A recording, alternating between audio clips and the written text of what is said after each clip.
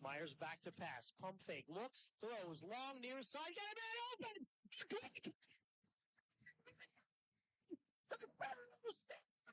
Are your 2019 state champions? It's the game that separates the men from the boys, and it's happening right now. This afternoon on Sports Radio 96.7, we feature a backyard rivalry as the Grove City Eagles host the Slippery Rock Rockets.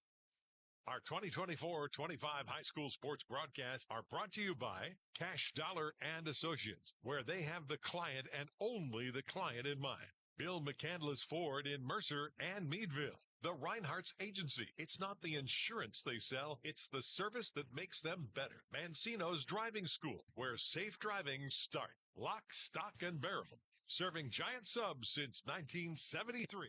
Shell Restoration. The area's #1 roofing, siding, windows, and gutter installer. Warner's Homes and Improvements, making dreams come true since 1958. St. Paul's in Greenville, a senior living community. Grove City Area Federal Credit Union, banking, but better. Attorney Bill Motor, excellence, experience, and integrity. Mercer County State Bank, community-minded since 1911. Herman's Water, when taste matters. Vase Pub and Grill. Make it special. Make it Vase.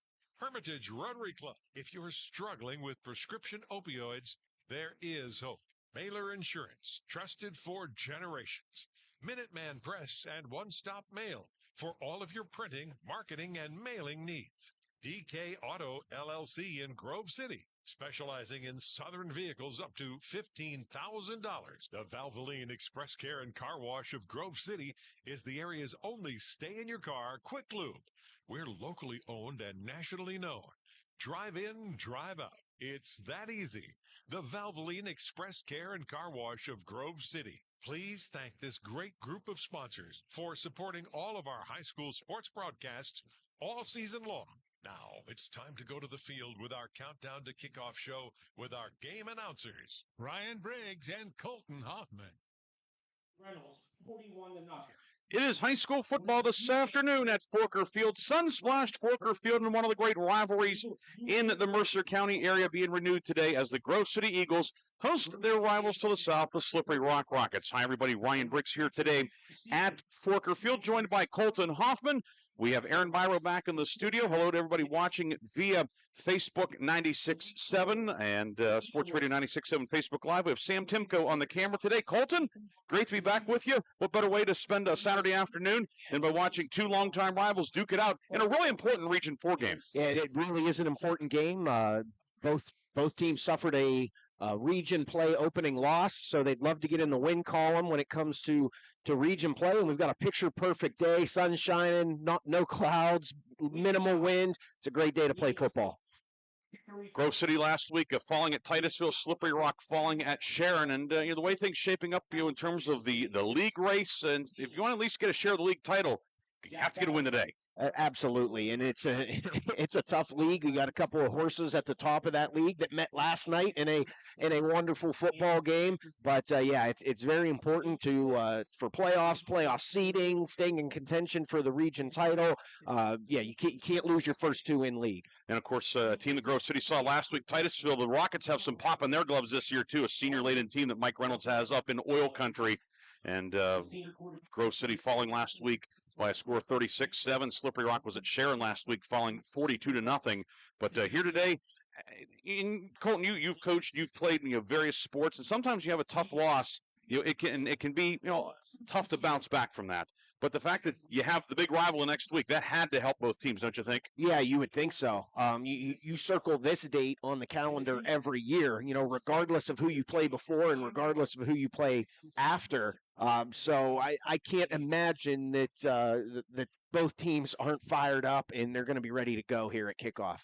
Saturday afternoon game, it is out of the routine. We're creatures of habit. Think that affects either team? I think you've got a couple of coaches that have coached a lot of football. They know how to get their teams ready, regardless of when we kick off. It is a little different. Slippery Rock's a little bit of a younger team, a lot of sophomores and juniors in that starting lineup, so it might be a little different for them. But I think you're still ready to go. No matter what time you kick off against a rival, I'm sure they would have played Wednesday night if they could have. So Absolutely. I think both teams will be ready. Slippery Rock and Grove City today here at Forker Field. When we come back, we'll take a deeper look at the teams. We'll visit with the head coaches, and we'll have the Minuteman Press and one-stop mail starting lineups. More pregame from Grove City High School's Forker Field after this on Sports Radio 96.7 and Facebook Live.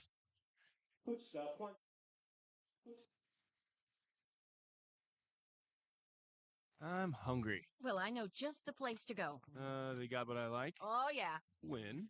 Wait, what about drinks? Well, it's a bar and grill, so yeah, you're covered. Win. Speaking of win, they've got gaming too, so you can Win. Come sit down for a great meal, a great drink, a great time, or all three. Bay's Pub and Grill has just what you want. So come by for good eats, cold drinks, and the latest ways to win. Bay's Pub and Grill, East State Street, Hermitage.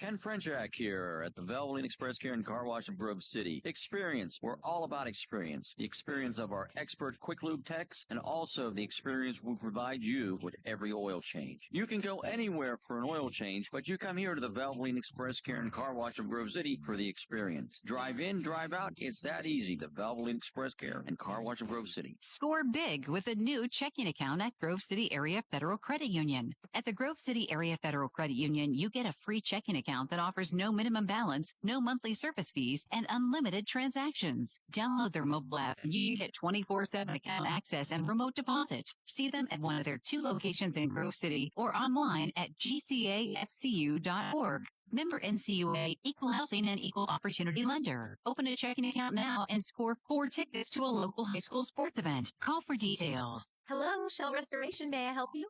Hello? Oh, Nope, I'm a real person.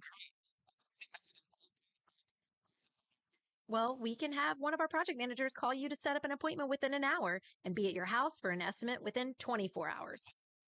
Well, that's what we specialize in. Shell Restoration, the area's #1 roofing, siding, windows, and gutter installer. Call today for a free estimate, 800-663-8103, or look for @Shell Restoration on Facebook. A community is more than just houses, buildings, and streets. It's the people who live and work and contribute to making life for themselves and the people around them better. Attorney Bill Motor believes in the young people who are this community's future. Attorney Bill Motor would like to say good luck, good health, and best wishes to all the players, coaches, band members, and cheerleaders in today's game and throughout the season. Attorney Bill Motor, 2500 Highland Road, Hermitage. Countdown to kickoff is brought to you by Minuteman Press and One Stop Mail in Hermitage. Minuteman Press and One Stop Mail for all your printing, marketing, and mailing needs. Back here at Grove City, pregame ceremony today. They are recognizing the state finalist team here at Grove City in 2004. A number of the guys are back. Head coach Jeff Bell, he's there. Some of the assistant coaches, we see Todd Warner down there, Ty Thompson. Of course, Todd's still on staff here. And, it's hard to believe it's been 20 years since those guys. One of the most magical runs in Mercer County history, a team that started out 0-2 and was pretty much in must-win mode the rest of the way because, they only took 4 teams to the playoffs then, and they had to run the table just to get in.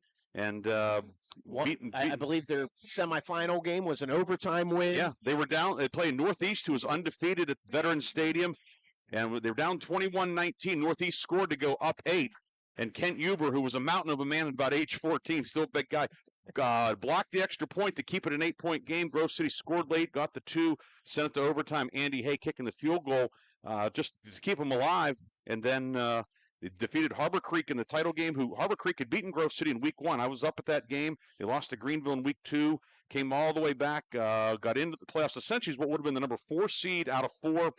Won it, beat Brookville in the state playoffs, which was a regular season rematch, as wonky as that is. But they played in the regular season, and then they played at SRU in the state playoffs. The famous win over Tyrone at State College High School, the note card game.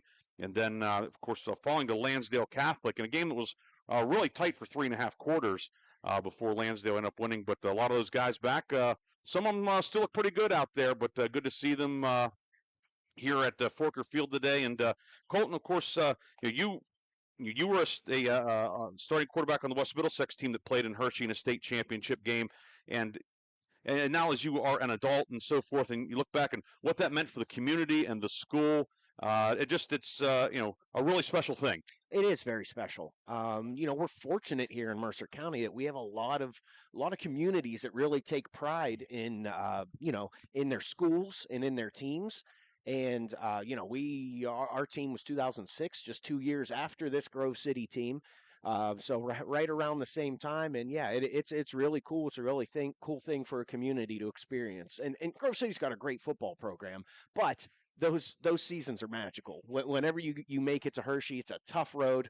We all know how great football is in Western Pennsylvania, and when you can be the representative from the West, it's a really, really special thing. Yeah, and thinking back, Grove City in the 50s and 60s had some great teams, and there were a couple decades that were up and down, and even through the 90s and the early 2000s were, they certainly were, some lean years, but they hung in there. The 03 team or the 02 team kind of got it going, and they went to the AAA playoffs that year. 03 they were a good team that was a young team that had a lot of very tight losses, and then 04 it all came together. And really since then, with just maybe one or two exceptions, they have been a perennial powerhouse in AA and AAA in the 4-class system. And then, of course, in now in 3A, a couple district titles here recently.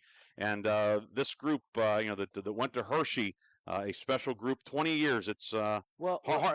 Where does time go? Yeah, and sometimes it takes a special group of kids like that. The Grove City program's been great for the last 20 years, and so sometimes it takes a special group of guys to really kickstart a program and in a successful program. And at West Middlesex, we had a great year in 2006, but we really thought that 2002, 2003 back-to-back District 10 champion teams.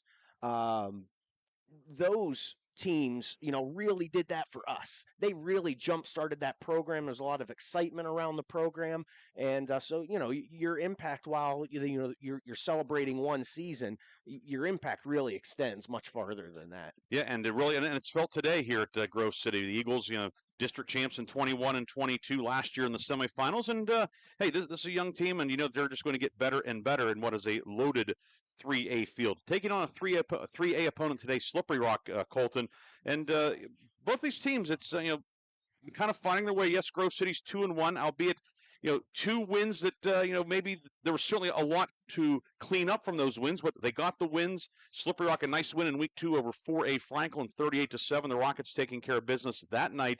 Again, this seems like one of those games where we're still learning a lot about these teams. Absolutely, and you don't apologize for winning in District 10 football. It's tough to get out there on Friday night and get a win. So you take the win. Yes, you try to get better. You try to learn from things that didn't go as well as you want them to, but you take the win and you go. And this Slippery Rock team's pretty young. A lot of sophomores and juniors throughout this starting lineup. So, they are learning every snap that they are getting to play out there this year. And so you would expect this team to get better every week and be a much better team later this season than they were maybe to start this season. And, sometimes you never know what makes things click for a young team, and you just don't want to be their opponent when it does. Both of these teams have relatively inexperienced quarterbacks. In Grove City's case, it's Lucas McCready back in the lineup, the senior, who he was a wide receiver until last year. He became the backup quarterback more or less out of necessity, and now he started the first couple games here, was banged up in the Fairview game in week 2. And on the Slippery Rock side, Fred Campagna, more of a traditional route. He's been a quarterback all the way up through the youth program, junior high, etc., and now first-year starter. Certainly, there is, as you know as well as anybody, there is a lot more to play in the quarterback position than just throwing to the open receiver. Oh, absolutely. I mean, you're in charge of 11 guys on every play. And so, I was that sophomore quarterback at one time trying to manage that, and it can be a lot. Fred Campagna's got a lot on his plate. He's got good numbers to start the year, 25 of 51 for almost 400 yards, 4 touchdowns. You'd like to see that completion percentage a little higher probably, but hopefully that gets better as the season goes on and he learns more. But it's a lot to put on a young man. He's well built, 6'1", 170 as a sophomore. So he's got the prototype to be a good high school quarterback, and he's just got to get better every week. And Lucas McCready did not a lot of reps over the last couple of years, obviously playing behind a very good quarterback. But now it's his turn to lead this team, and they're going to rely. Grove City's going to rely on the run game a little more, which should help McCready out. But you still got to be able to make plays.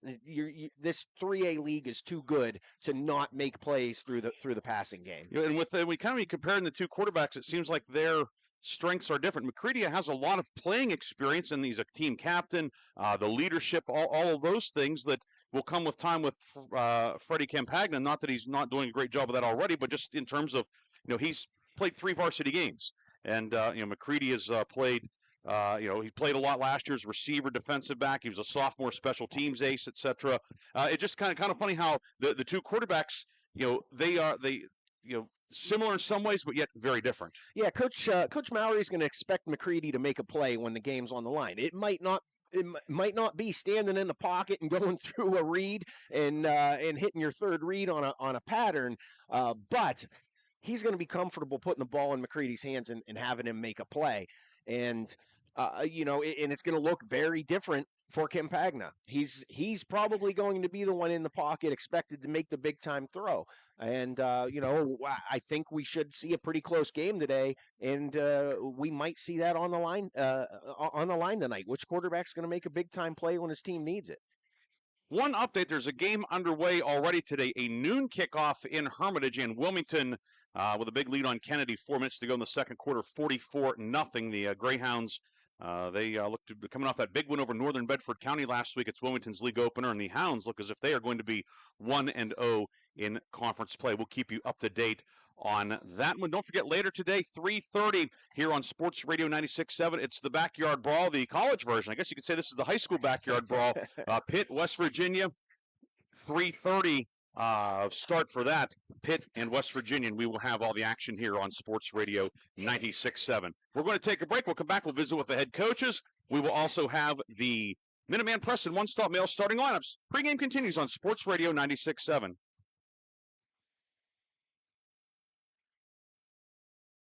Are you or a loved one looking for a senior living residence offering independent living and personal care? Then the Heritage at St. Paul's Senior Living Community in Greenville is right for you. The Heritage offers private apartments that provide the comforts of home with as little or as much personal care as you need. St. Paul's makes it easy to feel at home. Call 724-588-7610 or visit stpauls1867.org today for more information or to schedule a tour.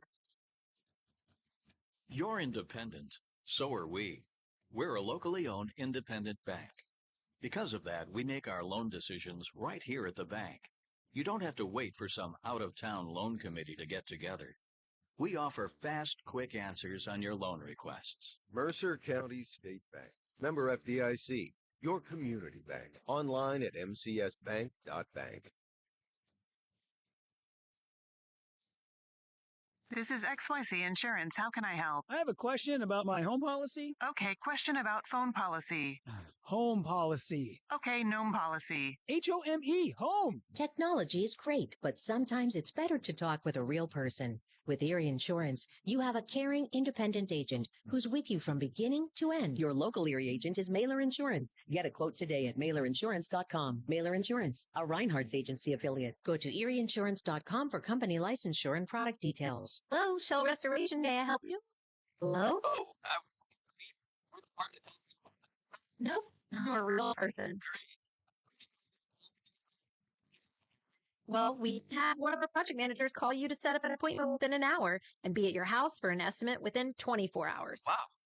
Well, that's what we specialize in. Shell Restoration, the area's #1 roofing, siding, windows, and gutter installer. Call today for a free estimate, 800-663-8103, or look for @Shell Restoration on Facebook.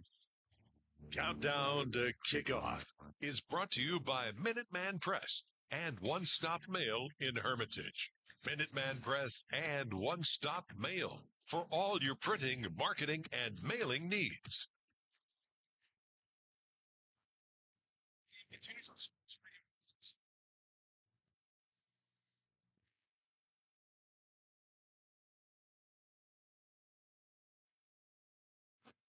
welcome back here. Ryan Briggs along with Colton Hoffman. I had a chance earlier to speak with Slippery Rock head coach Larry Wenderus, and here's what Coach Wenderus had to say.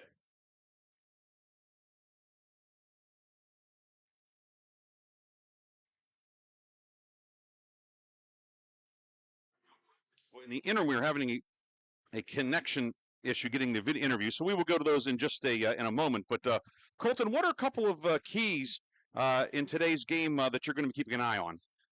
Well, in rivalry games, you always look at turnovers. More than rivalry games, that's a telling tale in a lot of football games. Grove City's forced a few turnovers this year. I'm sure they'd like to continue to do that, but whichever team protects the ball better, you would like their chances today. And then it's always big money downs. Third downs can keep drives alive. And the last one would be I want to see who establishes the line of scrimmage. Grove City has a pretty strong player between the trenches in Delathe and Bones. Can he impact this game, or can Slippery Rock neutralize his impact on the game? So you always want to watch the battle of trenches. Who's winning that line of scrimmage?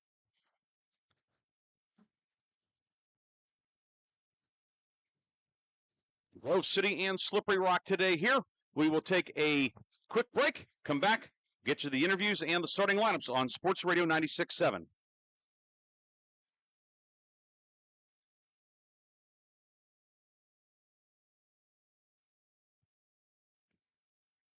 You don't know what's in that bill.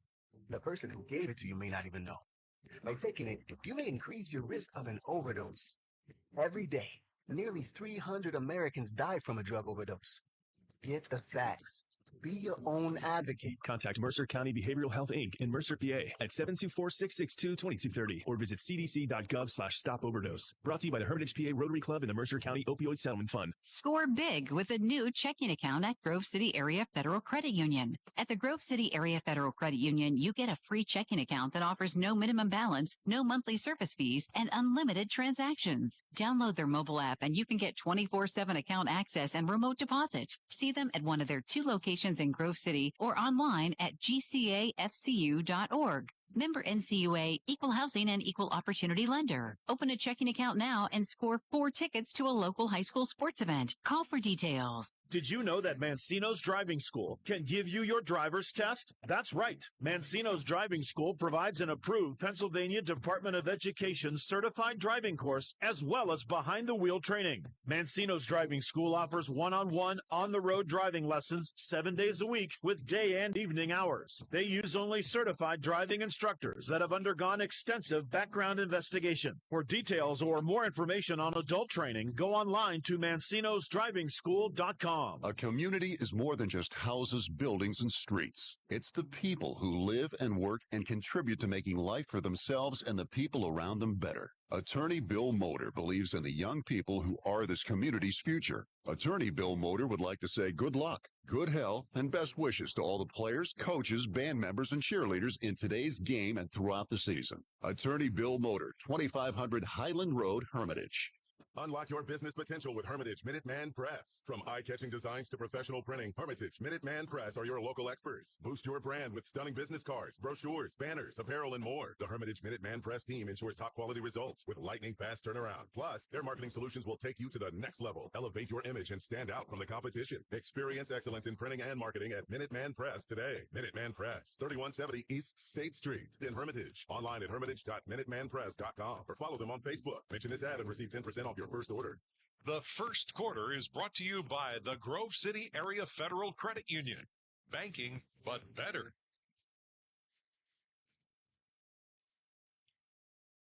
And we are back here at Grove City's Forker Field. Ryan Briggs, Colton Hoffman with you. Good crowd filing in here for this Saturday afternoon game. It is an afternoon game, Colton. Of course, Grove City at home has to wear the dark jerseys. All black today, Slippery Rock in the all white.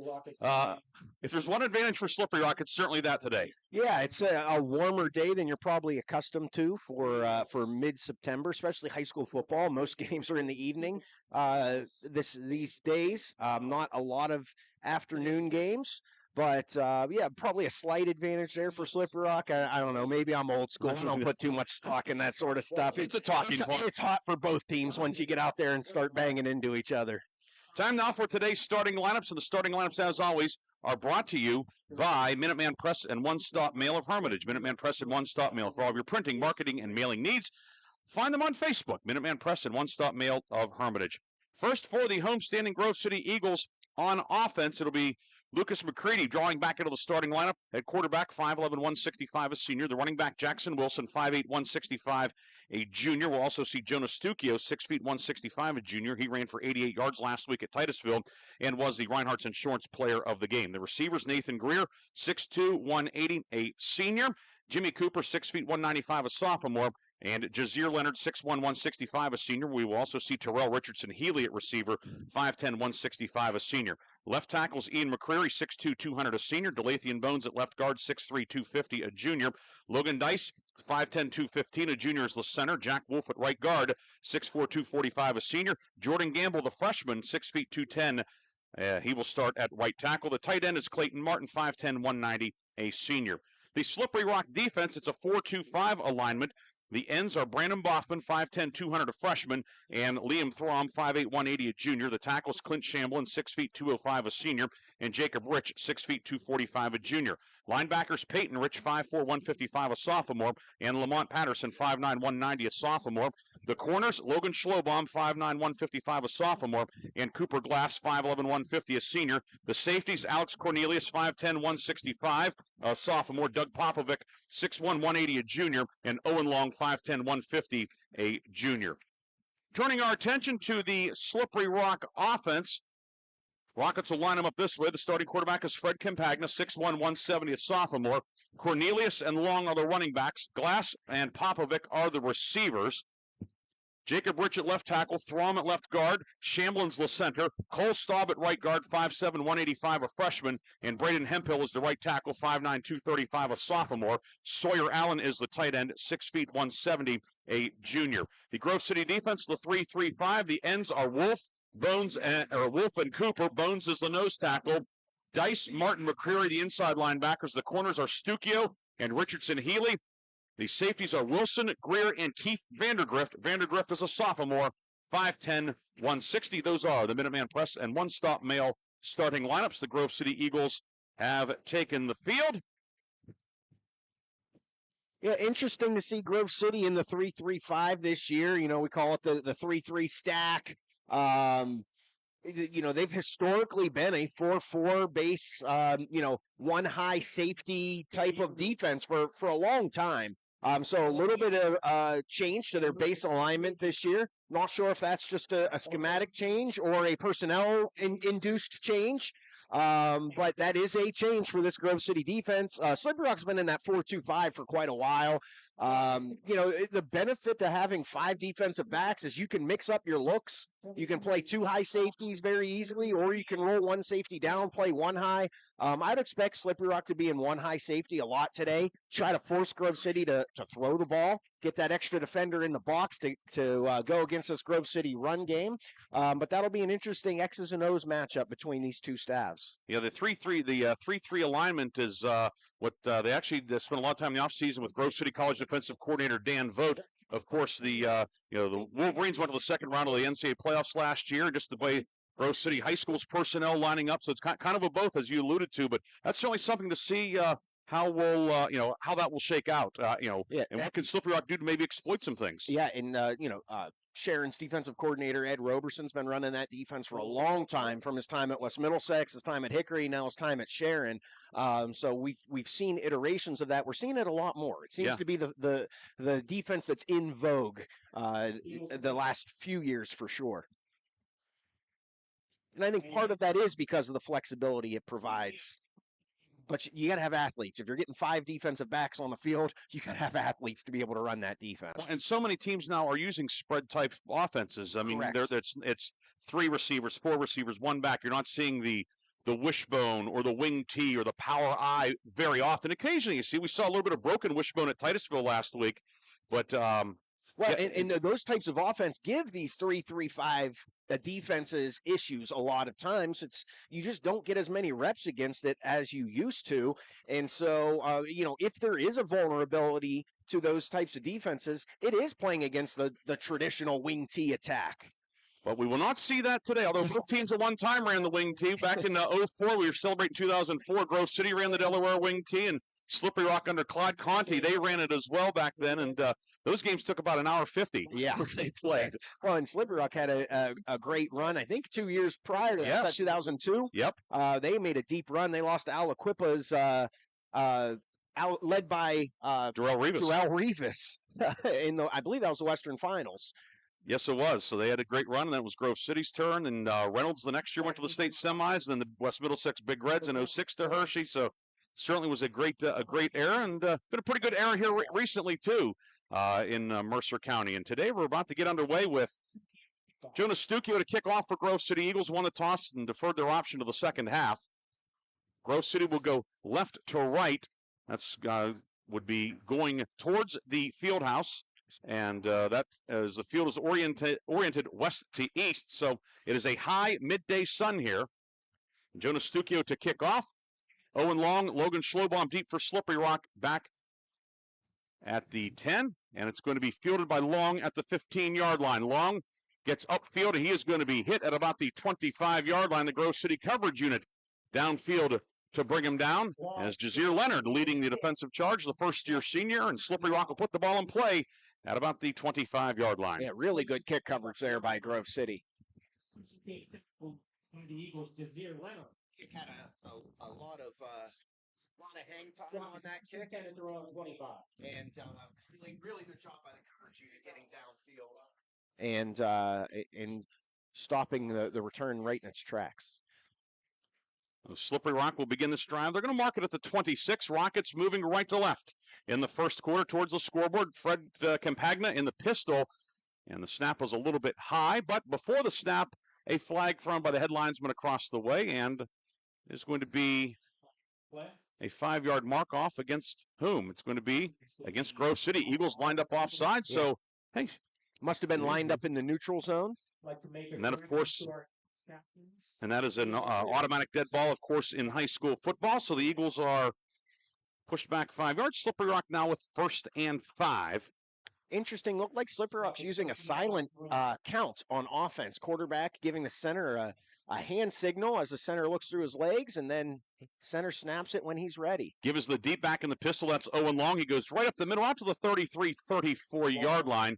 Brought to the turf by Logan Dice, one of the inside linebackers. And Owen Long led the team in rushing last year with 201 yards, already 170 yards this year. And he picks up 3 on his first carry of the afternoon at 2nd and 2. Yeah, so we're seeing this a lot in high school football as well. We're in the shotgun, but we've got a tight end and a fullback in the game, and we're still doing some power run game out of the shotgun. And a good gain for 3 there on first down for Slippery Rock.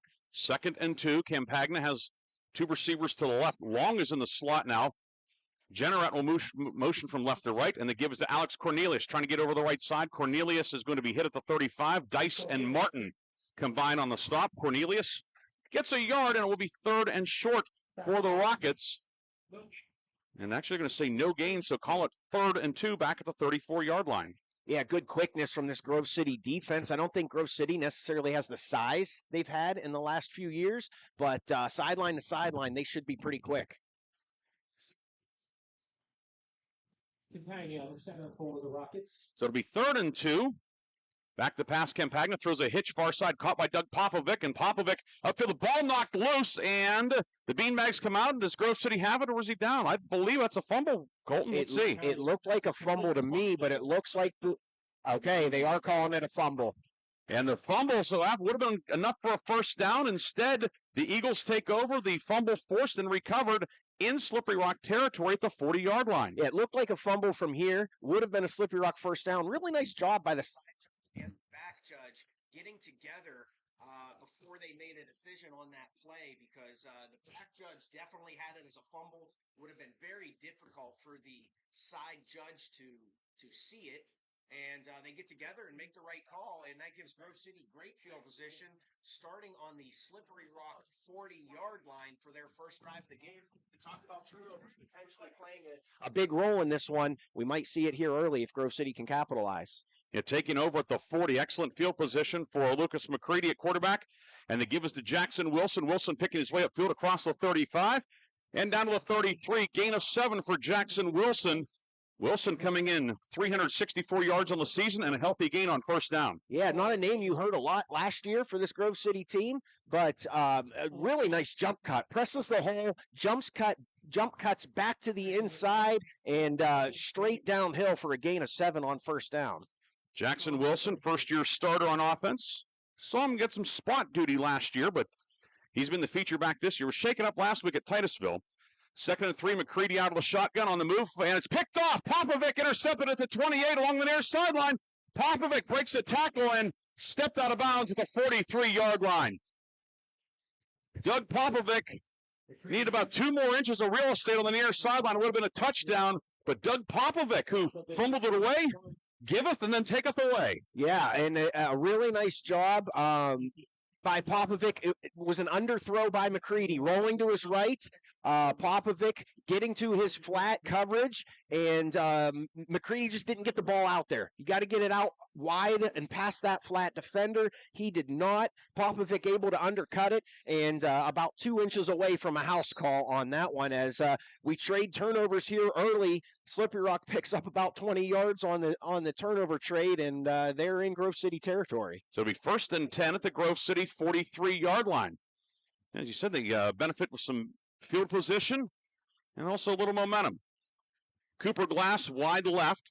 Janneret is a tight end to the left. Popovic wide right, and now a timeout is going to have to taken by Slippery Rock. Rockets were not lined up properly. Maybe a man short. Yeah, I only count 10. Yeah, I think they were a man short, and that's tough in high school when you get a quick change.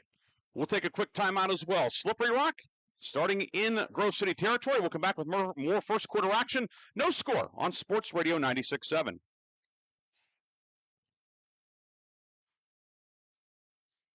This is XYZ Insurance. How can I help? I have a question about my home policy. Okay, question about phone policy. Home policy. Okay, gnome policy. HOME, home. Technology is great, but sometimes it's better to talk with a real person. With Erie Insurance, you have a caring, independent agent who's with you from beginning to end. Your local Erie agent is Mailer Insurance. Get a quote today at mailerinsurance.com. Mailer Insurance, a Reinhardt's agency affiliate. Go to erieinsurance.com for company licensure and product details. The first quarter is brought to you by the Grove City Area Federal Credit Union. Banking, but better.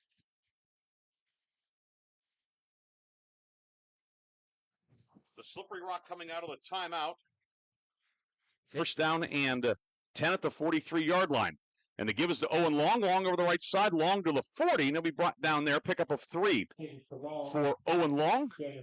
Well, that's a nice run by Long. It looks like it's an outside run play, almost like an outside zone play, and he presses to the outside until he decides it's time to get upfield, and he puts his right foot in the ground, gets north and south right away, and picks up 3.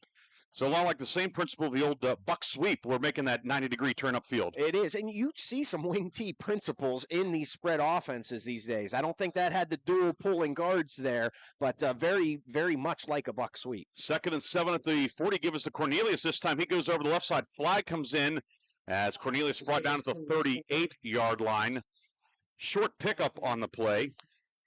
In the area of holding, but we'll see what the call is. Andres Navarro in at linebacker making the tackle along with Clayton Martin. It's going to be holding as referee Rick Witten tells us that the flag is on Slippery Rock. That is the first flag of the game on the Rockets. They will be set back 10 yards to midfield, bringing up 2nd down and 17. Yeah, and that's tough on offensive linemen when you're constantly doing those reach blocks. If you can't reach your gap or the defender in your gap, the tendency is to let those arms get outside away from your body and grab on, and I think that's what we saw there. 2nd and 17. Campagna finds Glass near side. Glass on a screen. Glass to the 45. And he's cut down by Clayton Martin after a pickup of 5. It will be 3rd and long for the Rockets. Well, it's the second time we've seen that little, rocket screen, wide receiver screen. The split ends just taking one step, coming back towards the quarterback into the boundary, and the offensive tackle is actually trying to get out and block the corner and let the receiver get under that. Slippery Rock would have had a first down on it last drive if it wasn't for the fumble. They get another completion there, but it still sets up a 3rd and long. 3rd and 12 at the 45. Campagna, 2 receivers right, receiver and a wing to the left. Campagna under pressure from Bones, throws it far side, and Long will make the catch right near the down box. That's going to be no gain, maybe even a loss on the play, and it will be 4th down and long, and Campagna maybe forcing that one a bit, and it turns out to be a short loss. Yeah, I think that was Delathian Bones who flew through there. It was supposed to be a designed rollout to the right, and Bones from his nose guard position blew right through there and really blew that one up. Campagna was not able to get downhill and had to get that one out of his hands. So Zach Lasko on to punt. Now, he, of course, is a soccer player at Slippery Rock, and he was banged up on the soccer pitch earlier this week. Played last night. He told Larry Wendroos that he's good to go, but we'll see if he's telling the truth or not. Averaging 32 on his 7 punts this year. Greer and Wilson deep. Lasko's kick, well, he looks healthy there. High spinner. Greer back to his 8, makes the catch along the far sideline. Greer far sideline. He will step out of bounds near the 15-yard line. 38-yard punt. Run back of 7 yards. Grove City will be pinned deep in its own end with 8:01 to go in the first quarter. We haven't mentioned Nathan Greer yet, but we know what kind of a threat he is. Defense, special teams. Grove City, they're probably going to try to find a way to get the ball in his hands and let him make plays. Greer had a couple of rushing attempts last week against Titusville. We'll see if maybe they incorporate more of that. 1st and 10 for Grove City at the 15. Moving left to right. Glad you could join us today. So hello to everybody watching on our Facebook video feed. We know we're first-time cameraman working out a couple of bugs there, but all in all, seems like things are pretty good. Jimmy Cooper slot right now. Clayton Martin will realign as a wing to the right. McCready gives the handoff to Wilson. Wilson over the right side. Wilson upended as he gets across the 20 to the 21-yard line. Owen Long from his safety spot cuts him down, but Jackson Wilson will pick up close to 7 on the carry. Yeah, and he's a pretty shifty runner. A little different than the types of backs Grove City had last year, which were more downhill, sort of bruising type of backs. He's a little more dynamic, a little shiftier in between the tackles as he's hitting that hole. 2nd down and a long 3 at the 22. McCready will give it to Wilson, finds a crease up the middle across the 30. Long gets a hold of him and finally trips him up, but not before Jackson Wilson picks up 12 more out to the 34-yard line, and Grove City picks up the first down of the afternoon. And he was a shoestring, maybe a shoestring and a half away from breaking that one all the way. I think based on what we've seen here early from Grove City, they might lean on Jackson Wilson here today. 3 runs. He's been successful with all 3 carries. Jonas Stuckio now in at running back. Ran for 88 yards last week. 4-man front for Slippery Rock. 2 receivers to the right. And the give is to Stuckio off the left side. Stuckio with some running room to the 40. Cuts back to his right. Stuckio to the 50 and long with another perhaps touchdown-saving tackle. Jonas Stuckio into Slippery Rock territory to the 49. 16 yards for Jonas Stuckio on his first carry. Well, this Grove City offensive line's doing a great job early against the Slippery Rock defensive line, really opening up holes, letting these backs for Grove City get downhill, and they are getting into the 2nd and 3rd level pretty basically untouched. 1st and 10 at the 49-yard line. Snap, a bad snap, grabbed by McCready, and then he will be hauled down for a short loss on the play, and that one doomed from the get-go. Yeah, sometimes you see that when the center forgets whether the quarterback's in shotgun or under center, but we don't see Grove City under center very often. So on a hot day, I don't know if that one slipped. Those offensive linemen get pretty sweaty, so I don't know if that one just slipped on its way back there or what, but not what you want to see on 1st down when you've been having success. 2nd and 12, back to the Grove City 49. McCready in the shotgun, and he'll give it to Stuckio. Stuckio over the right side, stiff arms a man. There's a flag behind the play. Stuckio to the 45, Stuckio to the 40, stumbling along the near sideline, still on his feet, and finally dumped out of bounds near the 25-yard line by Schlobaum, but this one likely coming back. You could see one of the Slippery Rock defenders, Colton, looked like he just disappeared in the middle of the pile. Yeah, and a really nice cut by Stuckio to bounce that outside. Unfortunately, sometimes the offensive linemen are expecting the ball carrier to hit the hole on the other side of the linemen, and when they bounce it, they tend to hold on as those defenders react, and I think that's what you got there. So a negative play on 1st down for Grove City. Grove City now a penalty. Now we're in 2nd and long. 2nd and 22, back at the 39-yard line. No score. halfway through quarter number one here in this special matinee, Grove City and at Slippery Rock at Forker Field.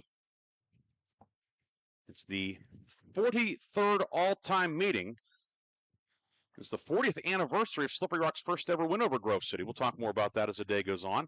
2nd and 22 at the 39. High snap. This one goes through McCready's hands. It's picked up in the backfield by Wilson back at the 30. And then Jackson Wilson will be hauled down at the 31. A loss of 8 on the play as coming down or upfield for Slippery Rock. Gavin McDougal, the junior linebacker. And 2nd and 22 is now turned into 3rd and about 30. Yeah, and if you're Coach Mallory, you can't be pleased. You know, these are some of the mistakes you'll live with in the scrimmage. Maybe week 1, week 2, but we're week 4 now. You would like to see this part of the offense being executed at a really high level. And, you know, the last 3 plays, we've seen two snaps that weren't executed and a penalty. And that's frustrating for an offensive football coach. So promising drive now facing 3rd and 30 back at the 31-yard line. Jimmy Cooper and Clayton Martin exchange positions. Cooper slot right inside of Nathan Greer. Richardson Healy wide left, but tight to the formation. McCready in the shotgun, and now Grove City will take its first timeout of the afternoon. 4:38 to go in the first quarter. Slippery Rock and Grove City are scoreless. We'll take a quick break and come back with more after this on Sports Radio 96.7 and on Facebook. Stand today. 1973, Lock, Stock, and Barrel opened their doors and served their first of over 3 million giant submarine sandwiches. And they still serve 42 whole subs on 15-inch buns. Lock, Stock, and Barrel also has burgers, specialty sandwiches, wraps, gyros, salads, wings, and even breakfast. Lock, Stock, and Barrel is also a full-service deli. Party rings, meat and cheese trays, and cold veggie trays are all available. Open Tuesday through Saturday. Closed Sundays and Mondays. The first quarter is brought to you by the Grove City Area Federal Credit Union. Banking, but better. Back here at Grove City High School's Forker Field, no score with 4:38 to go in the opening quarter. Ryan Briggs and Colton Hoffman with you. Aaron Biro back in the studio. Sam Timko doing the camera work for us today. Grove City, 3rd and 30 at its own 31-yard line. Richardson Healy wide left on the wide side of the field. Martin is a wing to the left. Greer and Cooper tight with their alignment to the right. McCready back to pass. Has some time now. Pumps flush, and he is going to be sacked back at the 20-yard line. Coming through for the sack is Braden Hemphill, the sophomore defensive end. First sack of the afternoon for the Rockets, and Grove City will have to punt away the football with 4 minutes to go. Yeah, there's not many play calls in the playbook for 3rd and 30, and it looked like McCready wanted to hit Greer on a shallow drag route, just try to get the ball in his hands and see if he could make a play. And it was actually a good decision not to throw it. Slippery Rock was all over it. It wasn't there. Results in a sack. And I think Grove City would be lucky to get this back to the original line of scrimmage after the punt here. 4th and 41. Greer to punt. Here comes the rush, the kick. High, short spinner. It's going to land out of bounds. And it's going to be marked out at about the 38-yard line. An 18-yard punt. And Grove City, after going backwards, the short punt gives Slippery Rock excellent field position. Rockets, 1st and 10 at the 38. Colton, is this kind of the, and you've been a play caller, this maybe you're thinking, hey, you know, go take a shot here, a trick play, something like that in this spot in the field? Yeah, you might be. You know, catch Grove City with their head between their legs a little bit. Kind of frustrated with how that offensive series went after a few successful plays. We've seen Slippery Rock throw it a couple times, but everything's been quick around the line of scrimmage. They really haven't taken a shot downfield. So if you have a trick play or you had a chance to get aggressive, this might be it. Always remember Doug Popovic, who starts at receiver, is the backup quarterback. He's a flanker to the far side. That's the wide side of the field. Long slot left, Glass wide left. Now Long will motion to the wide side of the field. Campagna in the shotgun. Campagna throws a quick screen, caught by Glass. He gets a block. Glass to the 30. He's going to be stacked up there by Wilson and Martin. With a pickup of 7 on that first down completion. Well, it's that same little wide receiver screen. That's the third time Slippery Rocks run it here in the first quarter. So that's got to be something Slippery Rocks saw on film that they wanted to take advantage of against Grove City. And it's one of those things where, as an offensive coordinator, you run it until you get them to change how they're playing and how they're comfortable playing. So it's clearly something that the Slippery Rock offensive staff wants to emphasize. 2nd and 3 at the 31-yard line. Glass wide left. Long slot right. Cornelius is the single back next to Campagna in the shotgun. Option play. Campagna rolling right now. A pitch to Cornelius. And Cornelius will be hauled down immediately. DeLathan Bones, a nose tackle, brings him down from behind. And now a flag at the end of the play, well after the play on the far sideline, as Popovic and Terrell Richardson Heasley were tangled up, and obviously a big penalty here. It could put Slippery Rock in 3rd and long or be a new set of downs. Yeah, usually both parties are guilty, but it's the one that gets caught. Rick Witten about to come over and tell us what the penalty is. It is a dead ball penalty.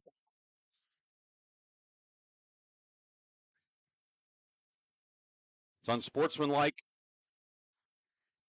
I think And what they got them both. They're going to get them both. So it's offsetting. So now be 3rd down and 3 at the 31 or maybe even 32. They mark it back at the 32. So 3rd and 4. The penalty is offset. But hey, it's a rivalry game. Yeah, the emotions, the temperature's high, and so's the blood. Well, the important thing though is both players have one unsportsmanlike. You get a second one, you're done for the day. So both players got to be on their best behavior from here on out. And you don't want to lose anybody, but especially two-way starters. Right. And both of these teams have a lot of those. So 3rd and 4 for Slippery Rock at the Grove City 32 on the far right hash mark. Long back in the backfield now. McDougal lines up slot left, and the give from Campagna is the long into the line, gets to the 30, and then is driven back. Jimmy Cooper squared him up and drove him back. Long gets 2, will be 4th and 2. Well, that's a great tackle by Jimmy Cooper right there. Number 4. It might have been Clayton Martin in there as well. I saw it, but that was a hit right in the hole. Looked like Long was picking up that first down easy, and I think that Grove City defense just stopped him right in his tracks. Big play here, 4th and 2 at the 30. You got to go for it. 2:24 to go, clock rolling, no score, first quarter. Campagna in the shotgun, has Generette as a wing to the left. Gets the snap, and the give is to Long. He is hit, breaks one tackle, leans forward, and he is not going to get there. The teeth of the defense as helping to bring him down. Clayton Martin finished him off. That front 3 of Wolf and Bones in there. We saw Logan Dice also getting a piece of him. No gain. The Grove City defense holds. So both teams have had some opportunities, Colton, but yet to cash in. Yeah, and DeLathan Bones really got a lot of penetration right in the middle of that play right there, right in the middle of the line of scrimmage. And he really blew that one up and allowed his linebackers to come in behind him and clean it up. And that's a little frustrating for Slippery Rock. They've had field position in Grove City territory twice and not able to take advantage. Now Grove City will come out of it with a little better field position than where the punt came from, out to the 30. 1st and 10. McCready in the shotgun. Throws a screen, and it's a one-hopper to Greer. It is incomplete. And you wondered, did perhaps somebody go the wrong way on that one in the backfield? Because the running back and quarterback bumping into each other? Yeah, it just didn't look clean, as clean as it probably should have. And the pass did not make it all the way out to Greer. Just trying to get Greer the ball in space, let him make a play. And haven't been able to pull that off so far in this first quarter. Brings up 2nd down and 10 for Grove City. Grove City has the only 2 first downs in the game. Slippery Rock has outgained the Eagles 24-22 so far. McCready will give it to Wilson. Wilson off the left side. Wilson out to the 35. Popovic there to bring him down along with inside linebacker Lamont Patterson. But Jackson Wilson able to squirt forward for 5 yards. And now Grove City with a 3rd and 5 upcoming at the 35-yard line as we're under 2 minutes to go in the opening quarter. It's Region 4 matchup today. Both teams 0-1 in league play. It's a big 3rd down here. This Grove City offense, you've seen some flashes, but not really able to get on track. Now Cooper motions into the backfield. He's the deep back. It's option, and it's kept by McCready. McCready goes upfield to the 40, has the first down, brought down by Peyton Rich and Alex Cornelius. But Grove City, a wrinkle there, motioning Jimmy Cooper. Goes kind of an H-back, more or less. He lines up in the slot a lot, but moving into the backfield, and Hayden McCready able to pick up the first down and a new set of downs at the 44-yard line. Yeah, that was almost like a designed quarterback run that was made to look like an option. I don't really think McCready had much interest in pitching that football. Well-designed play. McCready, we talked about a pregame, probably more of an athlete playing quarterback, and you saw his athletic ability there picking up the first down. Stukio back in the game. But they give us to Wilson. Stukio line up as a slot receiver, and Wilson is drilled in the backfield. Lamont Patterson, the inside linebacker, firing through to bring him down. Also, Hemphill making another tackle. Hemphill with a sack earlier, and that time picking up a share of a tackle for loss. Loss of one. It will be 2nd and 11 back at the 43. Yeah, there were a couple of Slippery Rock Rockets in there very, very quickly on that first down play. Not much of a chance there for Wilson. Good penetration, and two Rockets finished the tackle there. Stukio slot left. Richardson Healy wide left. Clayton Martin is a wing to the left. Greer singled up on the near side. Could be the final play of the first quarter. McCready in the shotgun. Gives it to Wilson. Jackson Wilson up the middle. Wilson bounces off his own man and then is brought to the turf at the 49-yard line, a gain of 6 as Jacob Rich brings him down. And that will be the final play of the first quarter. 68, Jacob Rich. Slippery Rock and Grove City scoreless after 1. Colton and I will come back with the second quarter from Forker Field after this on Sports Radio 96.7 and Facebook Live.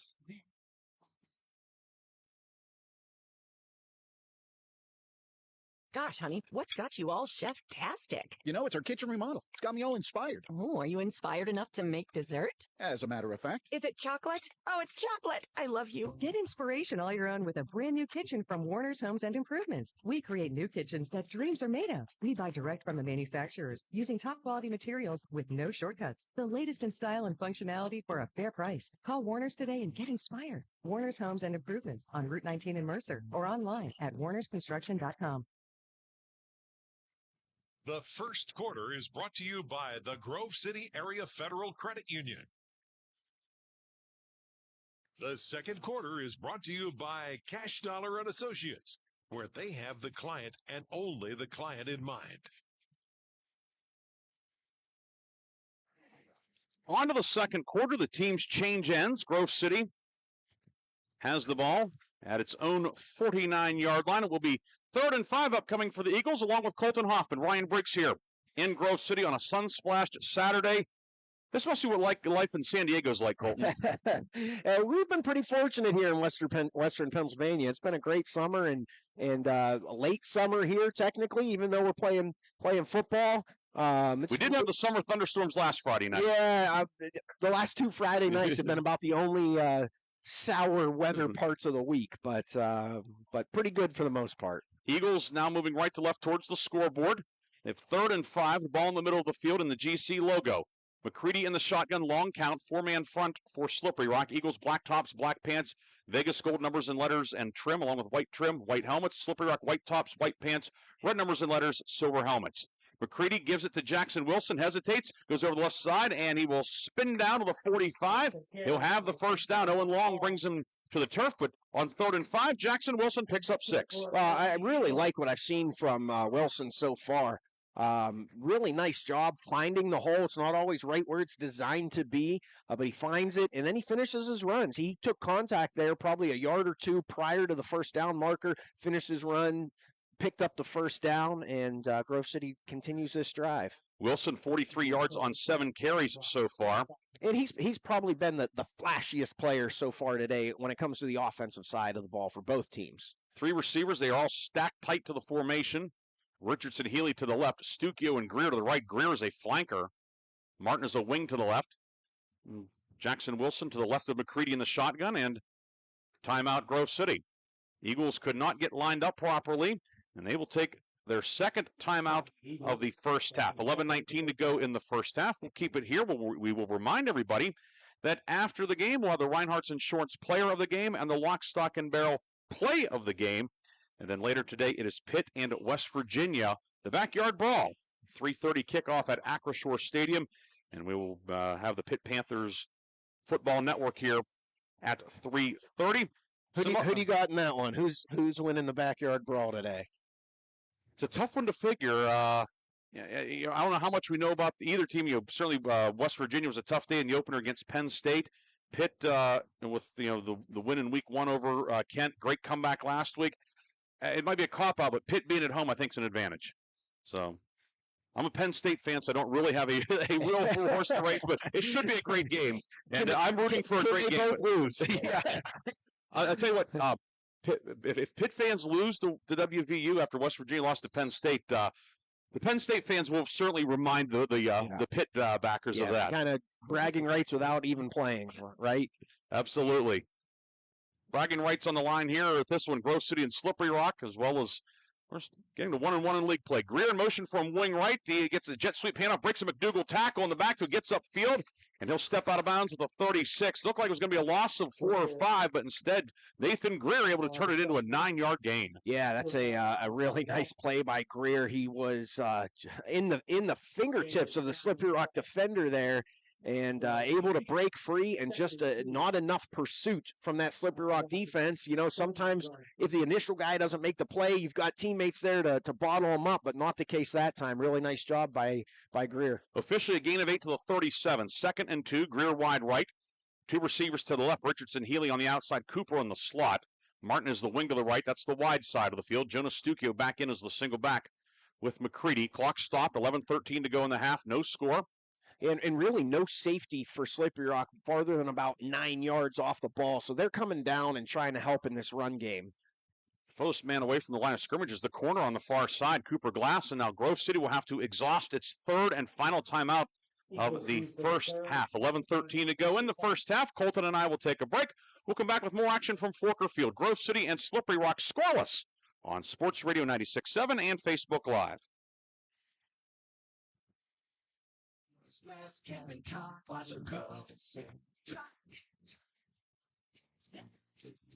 Ken Frenchak here at the Valvoline Express Care and Car Wash in Grove City. Experience. We're all about experience. The experience of our expert quick lube techs, and also the experience we provide you with every oil change. You can go anywhere for an oil change, but you come here to the Valvoline Express Care and Car Wash of Grove City for the experience. Drive in, drive out. It's that easy. The Valvoline Express Care and Car Wash of Grove City. The second quarter is brought to you by Cash Dollar and Associates, where they have the client and only the client in mind. We mentioned that we have college football later today. Pitt, West Virginia, one local college update as Westminster opens its season today. President's Athletic Conference action, and Westminster leading Wingsburg University 14-0 early second quarter down at Memorial Field in New Wilmington. 2nd and 2, McCready will give it to Stuckio, winding his way over the right side. Stuckio drags a defender downfield to the 30. Gavin McDougal able to bring him down, but not before Stuckio picks up 7, and Grove City has its 5th first down of the afternoon. Stuckio, a little more of an upright runner, kind of stands tall, but he churns those legs. You can see he takes contact, and those legs keep on moving, and able to drag a few defenders for a few extra yards. So it is going to be first down, Grove City at the 30, moving right to left in the second quarter. McCready out of the shotgun, give to Stuckio again. Stuckio over the left side, spins, keeps the legs going, finally brought down at the 20. Patterson and Glass combined to bring him down, but Stuckio, that strong lower half, able to pick up 10 more, and the Eagles are into the McCandless Ford red zone. McCandless Ford, Mercer, and Meadville. Well, exactly what I said the play before, able to pick up about 6 extra yards on his own, and he's definitely the bigger, probably more powerful of the 2 Grove City backs. For Stuckio, the defending AAA District 10 champion in the triple jump, 45 feet, 5.5 inches, 9th at the state championships in AAA last year. So if you can triple jump, you know that lower half's strong. Yeah, absolutely. The track coach applauds noddingly down there. He taught him everything he knows. Good to see Coach English down there. And Jackson Wilson back in. Wilson gets a couple brought down by Jacob Rich in the middle of the pile. Wilson will be credited with a 3-yard gain to the 17. And, of course, talk about Stuckio, strong legs, also strong leg. He's a kicker, too. Yeah, and it's a nice little 1-2 punch Grove City has in this backfield here. They don't have to rely on McCready to run too much, but he's a sneaky threat as well. 2nd and 7. McCready throws it far side, and it is caught far side. Greer making the catch. We must have took that one off the top of the turf. Yeah, That looked awfully close. It was the far side of the field, far away from us, but it looked close to short hopping to him, and apparently he got put the hands right under off the turf. And Greer able to get 6 to the 11. I paused for a minute. I thought it skipped him, but he got the hands under it. I was waiting for a whistle as well, and it never came. The headlinesman had a very good view. It was right there. Yeah, it's a clean catch, and Greer picks up 6. 3rd and a yard. Eagles are 2 of 3 on 3rd down. 12th play of the drive. Give to Wilson, hesitates and goes over the left side. Wilson to the 10. Jackson Wilson to the 5, and Jackson Wilson takes it in. Touchdown, Grove City. 11-yard touchdown run for Jackson Wilson. His 4th touchdown of the season, and Grove City has a 6-0 lead. Yeah, and a really nice improvised run by Jackson Wilson. Not a lot at the line of scrimmage, navigating some slippery rock pressure, able to bounce it all the way around the left end. And once he got outside into daylight, it was an easy 6 from there. Jackson Wilson caps a 12-play, 70-yard drive. It used 5-12. Stukio to attempt the extra point. Drake Moore, backup quarterback, is the holder. Snap is good, hold is good. The kick is up, and the kick is not good. Stukio pushed it wide right, and it remains 6-0. Stukio now 5 of 7 on the season. But Grove City has a 6-0 lead with 9:02 to go in the first quarter. We'll come back with more from Forker Field after this on Sports Radio 96.7.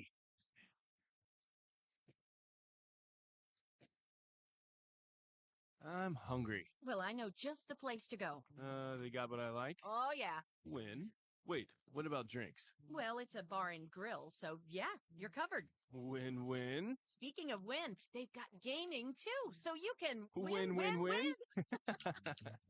Come sit down for a great meal, a great drink, a great time, or all three. Vase Pub and Grill has just what you want. So come by for good eats, cold drinks, and the latest ways to win. Vase Pub and Grill, East State Street, Hermitage. The second quarter is brought to you by Cash Dollar and Associates, where they have the client and only the client in mind. The Jackson Wilson gets Grove City on the board. 12-play, 70-yard drive, and really, Colton, Grove City stopping Slippery Rock after the Rockets had received the short punt, unable to do anything with it. Eagles taking over to 30, and Grove City defense has come up big and eventually led to the touchdown. Yeah, a couple big stops. Slippery Rock's last 2 possessions both started in Grove City territory, and the Grove City defense with a couple big stops, and the offense, I would say, more got out of its own way than anything, able to really capitalize. They've been successful on the ground all day, but that's the first drive they've been able to finish. Stukio to kick off. Schlobom and long deep for Slippery Rock back near the 5. This kick will be going into what wind there is. Line drive kick, and it's going to hit on the goal line, skip in. So Stukio maybe taking out a little bit of the frustration for missing the extra point. It is an automatic touchback, and Slippery Rock will put it in play at the 20 with 9:02 to go in the first half. It is harder to kick extra points when your legs are tired from dragging defenders as the tailback. It's a little different than being just a kicker. Yeah, and you see Stukio playing at corner and running back. And he has a soccer background, so it's not like they were holding tryouts. Hey, who can kick? We know he can kick. He's demonstrated it there. And that kickoff. And when you have a kicker in high school who can put the ball close to the goal line, that's quite the luxury. Right. Well, of course, in high school, if that ball breaks the plane of the goal line, it's an automatic touchback. And if you can get your opponent starting at the 20-yard line, you'll take that every single day. And that's where Slippery Rock begins this drive at the 20. High snap. Campagna bobbles it, hits the running back's helmet. It's loose, and looks like Grove City has it. Eagles have come out of there with it. Delathian Bones has his big right hand around the football, and Grove City a gift. The Eagles will take over at the 17-yard line in the McCandless Ford red zone. That time just a mishandled snap, and Delathian Bones says, I'll take it, thank you very much. Well, Delathian Bones has spent a lot of time in that Slippery Rock backfield already, just a couple minutes here into that second quarter, so it's not much of a surprise that he was the one to come up with that fumble, but yeah, just a self-inflicted wound there for Slippery Rock, really setting Grove City up right on the doorstep here. Ball at the 17-yard line. Yeah, the snap hit Campagna's hands, then hit the running back Cornelius, hit him in the side of the head. So the Eagles have it at the 17-yard line. Richardson, Healy wide left. Cooper's a wing to the left now, and they give us to Jackson Wilson. Wilson cuts back over right guard inside the 10 to the 9. Owen Long brings them down. Actually, they'll say the knee hit back at the 11, but still a healthy gain on first down, pickup of 6. Well, and just one more thing. A lot of high school offenses are in shotgun a lot, and there's a lot of advantages to it. But these aren't professionals. You're going to screw up that shotgun snap from time to time. On second down, McCready pass incomplete. It hit Greer right between the ones. And it will now be third down. And you mentioned, too, in both of these cases, the starting center for each team, Dice for Grove City, Shamlin for Slippery Rock, are also starting on defense. The hands are getting banged up. I mean, they're and they also play positions defensively where there's a lot of contact, too. I mean, it's certainly one of those things that can compound. Yeah, it's not an easy job when it's the only thing you're responsible for doing. 3rd and 4, give to Wilson. Wilson over the left side, squirts through a hole, and he'll be dumped there by Lamont Patterson, who was the opening night starter at center for Slippery Rock, starting at inside linebacker. He brings down Wilson at the 7, but Wilson gets enough for the first down, needed the 7, and takes it to the Rocket 7. The Eagles will have first and goal from the 7 as we approach the 8-minute mark in the second quarter. And Wilson able to just get enough yardage to move the chains, and first and goal at the 7 with Grove City really to take command of this game. McCready will give it to Wilson again. Wilson steps through a tackle. Jackson Wilson's in. Touchdown, Grove City. Jackson Wilson, his second touchdown of the quarter. Grove City turns the turnover into points. It is 12-0. A drive, 4 plays, 17 yards. It uses all of 59 seconds.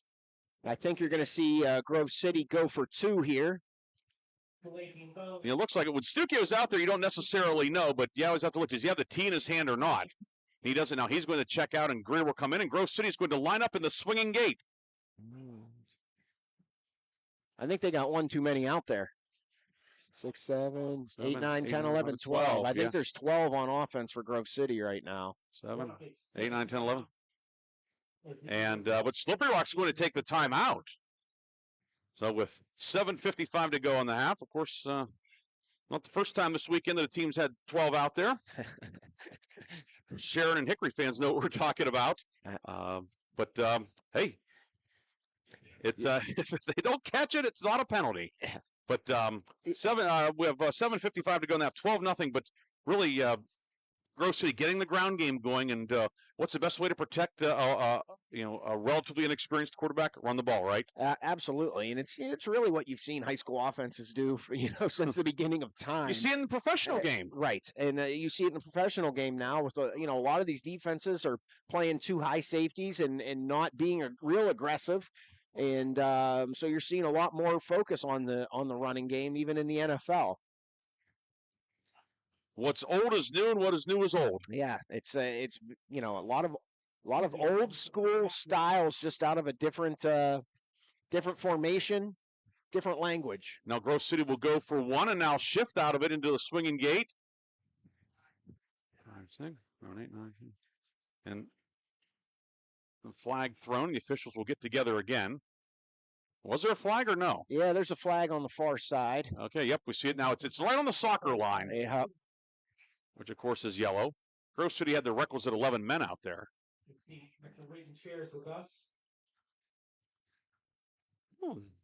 Not sure what this is about. Rick Witten's going to tell us.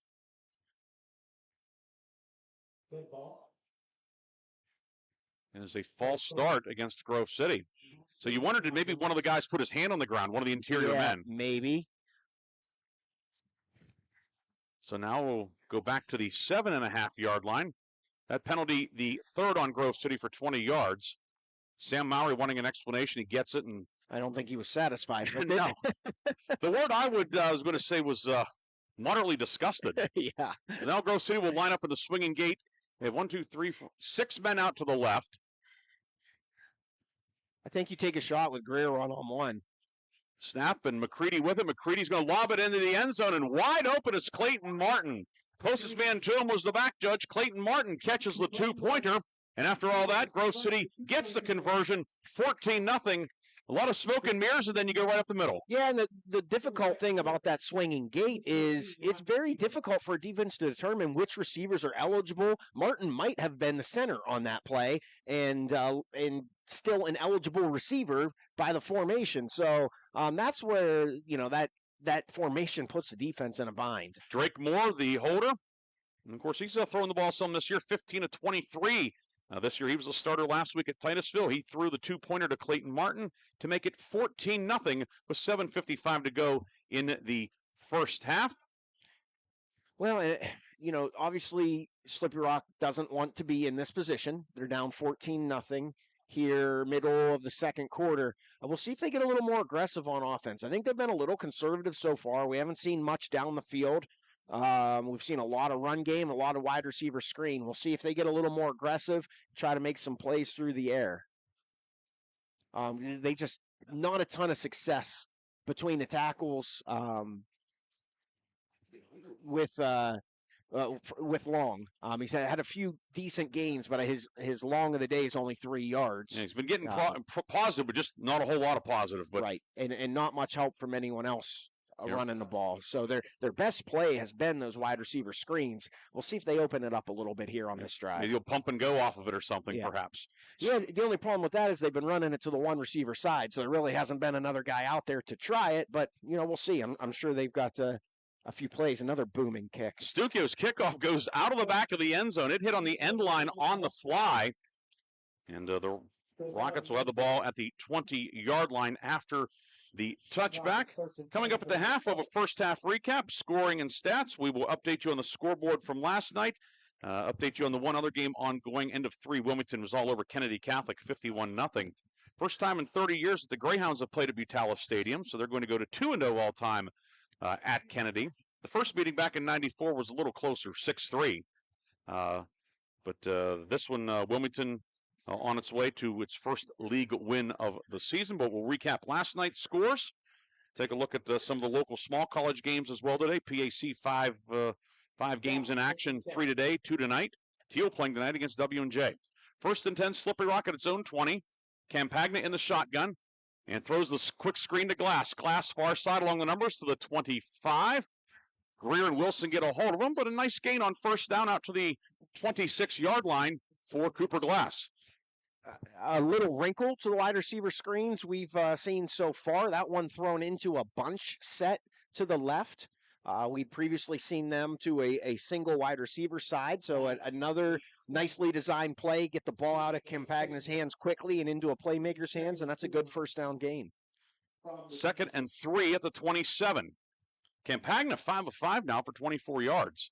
He's in the shotgun, back to pass.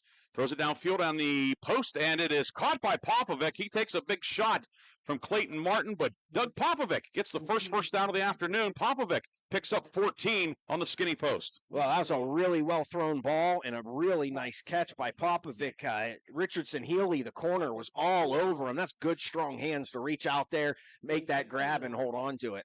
Popovic, his second catch of the afternoon, 7th of the season. First and 10 now at the 41. Ball in the middle of the field. Campagna throws it into the right flat. Caught by Long and then dislodged by Richardson Healy. It is incomplete.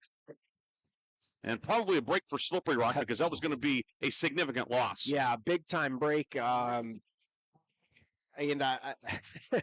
I think fortunate that throw was behind him because if that throw led him up the field, I think he was going to take a heck of a shot there too. I think best-case scenario for Slippery Rock there was an incomplete pass. Brings up second and 10 now at the 41-yard line. Campagna's first incompletion of the day. 3 straight passes here to start this drive. 3 receivers to the right, single man to the left. Campagna in the shotgun with Cornelius next to him. Campagna back to pass, sets up a quick screen, caught underneath by Cornelius, has some running room and some blocking. Cornelius to the 40, and he'll be knocked out of bounds at about the 37-yard line. Gain of 22 on the play. The quick screen. That's about as quick a screen you'll see. It was a great play call and great execution on the play. Campagna didn't have a choice. He had to get the ball out of his hands. A little fake to the running back and then a quick screen right back to him after the fake. The Grove City defensive line getting a lot of penetration today all over Campagna. Screenplay, a great call. Big play for Slippery Rock, and they're on the march again. First and 10 at the 37 after the 22-yard gain. Campagna with Cornelius to his right. There was a quick hitch left side, caught by Glass. Glass back into the middle of the field. Navarro will bring him down. Pickup of 4, maybe 5 on the play. Cooper Glass's 4th catch of the afternoon. Yeah, back to that wide receiver screen to Glass. 4 catches. I think all of them have been some sort of screenplay, but he's gotten 4 or 5 yards each time. And if you're Slippery Rock, you'll take a 4-yard gain on first down. That's a pretty low-risk throw, pretty easy completion. You expect that to be completed more often than not, and they're executing it well. 2nd and 6 at the 33-yard line. 3 receivers to the right on the wide side of the field. Campagna back to pass. Campagna swings it right flat to Owen Long, dodges a man, gets away from Wilson to the 25 and brought down at the 24-yard line by Jack Wolf. But Owen Long picks up 9, and Slippery Rock with another first down, the 3rd first down of this drive. Well, a nice throw again by Campagna. He looks very comfortable standing in the pocket, throwing the football. A great move by Long. When you're that flat defender, a lot of times you don't have any help. Your defensive backs are being run off deep into the secondary, and if you're able to slip that tackle from the flat defender, there's good yardage to get. And great job by Long, breaking a tackle, picking up a first down. And you wonder early on the short throws by Campagna. As we said, he was 4 for 4. Now he's 9 for 10, but has to build the confidence. And now we're seeing some longer throws, and he's putting them on the money. Well, and it also helps settle in a young quarterback in a rivalry game. I loved getting those early throws in a game, those easy throws early to settle me in. Whistle and timeout, Slippery Rock. So the Rockets, like Grove City, have used all 3 timeouts. 5:07 to go, second quarter. Rockets on the move. They have 1st and 10 at the 24. We'll come back with more action from Grove City's Forker Field. 14-0 Grove City with the lead, but Slippery Rock is on the move on Sports Radio 96.7. Stay refreshed and hydrated with Herman's Water, your go-to bottled water choice in the Valley since 1908. Herman's premium spring water is sourced from nature's purest springs, delivering a crisp taste that quenches your thirst. Say goodbye to dehydration and hello to hydration. Visit hermanswater.com to order your supply today that can deliver to your home or office for free. Ask about our new customer offer of 1 month free rental and 2 free bottles. Herman's Water, when taste matters. The second quarter is brought to you by Cash Dollar and Associates, where they have the client and only the client in mind. Action resuming here at Grove City's Forker Field. Each team has used all 3 allotted timeouts. 5:07 to go first half.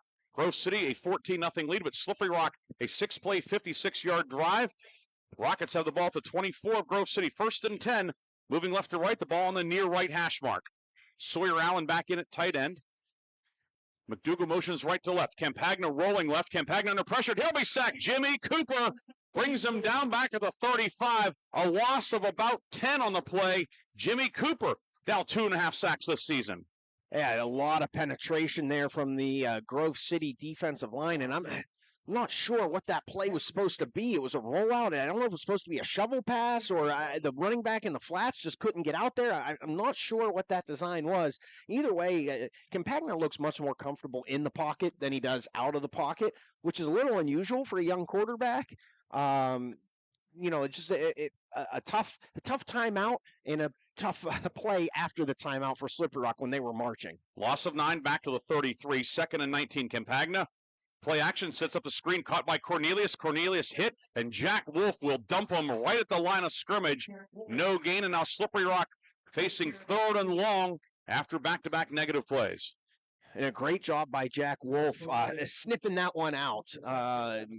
The first time Slippery Rock ran that play, I think all 3 down linemen for Grove City were all over Campagna. That time, Jack Wolf able to sense it, feel it coming, and stuck around the line of scrimmage and able to make the tackle for no gain. Grove City's moved Bones to defensive end and using Jimmy Cooper as the nose tackle.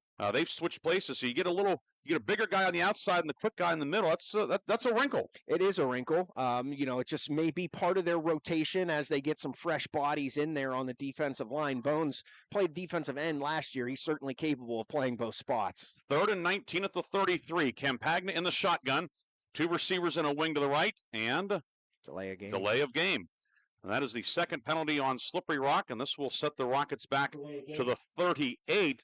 And it's now going to be 3rd and 24 with 3:23 to go first half. You know, unless something wild happens here on 3rd and 4th down, I think Slippery Rock's going to look back when they're watching the film of this one and really be frustrated by having to use that timeout when they were marching.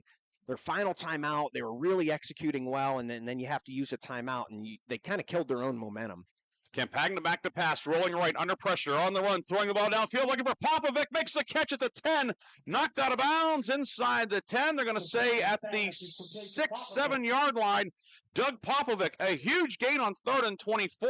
It'll be 1st and goal for the Rockets in the McCandless Ford red zone. Well, there you go. Wipe that last comment off the slate. 3rd and 24 conversion. A great throw by Campagna, extending the play, getting outside the pocket, and Popovic breaks to the corner and throw and catch right on the money. And goal to go here for Slippery Rock now. 31-yard gain to the 7. Of course, Popovic, he's played some quarterback. That has to help him as a receiver, too. Absolutely. You can see he's an athlete. McDougal motions from right to left, ball in the near right hash. 1st and goal at the 7. Campagna rolling left under pressure. Campagna throws it far side, caught near the pylon. Touchdown, Cooper Glass. Cooper Glass caps a 10-play, 80-yard drive, and what an answer from Slippery Rock. That's a great answer. And, you know, just as I mentioned, Campagna looking more comfortable in the pocket. 2 great throws outside of the pocket. Great catch right on the out-of-bounds line for a touchdown, and Slippery Rock right back in this ballgame. Clearly the drive of the season so far for Slippery Rock. And now Lasco to attempt the conversion. Campagna is the holder, kicking at the goalpost to the right into the wind, although Lasco's strong leg should not be a factor, but you never know. Snap is good. Campagna puts down the hold. The kick is up. It is good. And Slippery Rock has cut the lead in half to 14-7. Cooper Glass catching that one by the pylon. Campagna's 5th touchdown pass of the season. The 3rd that has gone to Cooper Glass. 3:01 to go in the half. Grove City's lead cut in half. It's 14-7. We'll come back with a kickoff on Sports Radio 96.7 and Sports Radio 96.7 Facebook Live. Did you know that Mancino's Driving School can give you your driver's test? That's right. Mancino's Driving School provides an approved Pennsylvania Department of Education certified driving course as well as behind-the-wheel training. Mancino's Driving School offers one-on-one, on-the-road driving lessons 7 days a week with day and evening hours. They use only certified driving instructors that have undergone extensive background investigation. For details or more information on adult training, go online to mancinosdrivingschool.com. The second quarter is brought to you by Cash Dollar and Associates, where they have the client and only the client in mind. Back here at Grove City, along with Colton Hoffman, Ryan Briggs here. Slippery Rock, a 10-play, 80-yard drive. And Colton, we don't know what's going to happen the rest of today or the rest of the season, but for Slippery Rock, that drive right there and that answer, the 3rd and 24 conversion, those can be game-changing, season-changing possessions. Well, and I talked about it a little pregame. You know, you never know when it's going to click for a young team. It looked like it clicked for a young offense on that drive. We'll see if they can continue that.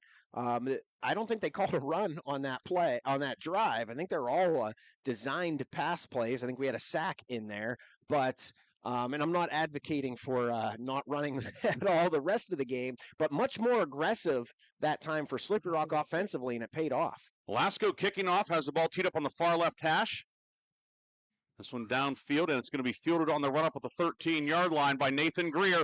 Greer to the near side, has some blocking. Greer to the 30. Greer's to the 40. Greer getting around Schwarbaum to the 40, and then Lasco, the kicker, will knock him out of bounds at the 41-yard line. A return of 46 yards, and Grove City will have excellent field position. Call it the Slippery Rock 42. Yeah, and it looked like they kicked it to Greer on purpose, and I think I'd be kicking it away from Greer on purpose. Interesting there from Slippery Rock, but you know, Grove City, all their success has been on the ground, and they don't have any timeouts, so they really needed a nice return there, and they got one. We'll see if they can punch one in before half here. Of course, we've seen Grove City in the past go with a lot of tempo, so I think they're capable of doing it. We'll see what they do here. 2:51 to go in the half. Neither team with a timeout remaining. And Grove City will go to an empty set for the first time. And now Stuckey will move into the backfield. Wilson lines up slot left. Wilson now motions across the formation. Handoff is to Jackson Wilson. Jet sweep trying to get around right end. Gets a block from Greer. Cuts up inside of that block. And down to the 37-yard line, Jackson Wilson on a slow developing play picks up 5. Yeah, it didn't look like he was going to get 5 on that. Slippery Rock was doing a nice job of stringing that along to the sideline, but a good run. And sets up second and manageable here for Grove City. At the 37. So it'll be 2nd and 5 now at the 37, 2:20 to go in the half. This time Greer motions from flanker right into the backfield. McCready gets the snap, and it's an option pitch to Greer. Greer looking to get outside. He does. Greer to the 30, Greer to the 25, and Greer knocked out of bounds along the near sideline. Down to the 13-yard line, Nathan Greer. Those long strides, he makes up a lot of ground in a hurry. He does. He's moving way faster than it looks like he's moving. It's kind of an effortless stride there. I'll say he was out at the 18, but a pickup of 19 for Nathan Greer. So Greer, who set up this possession with the long kick return, takes Grove City into the McCandless Ford red zone. McCandless Ford, Mercer, and Meadville. 1st and 10 at the 18. Give to Stukio. Stukio over the right side. Cuts back to his left, weaving down to the 10-yard line.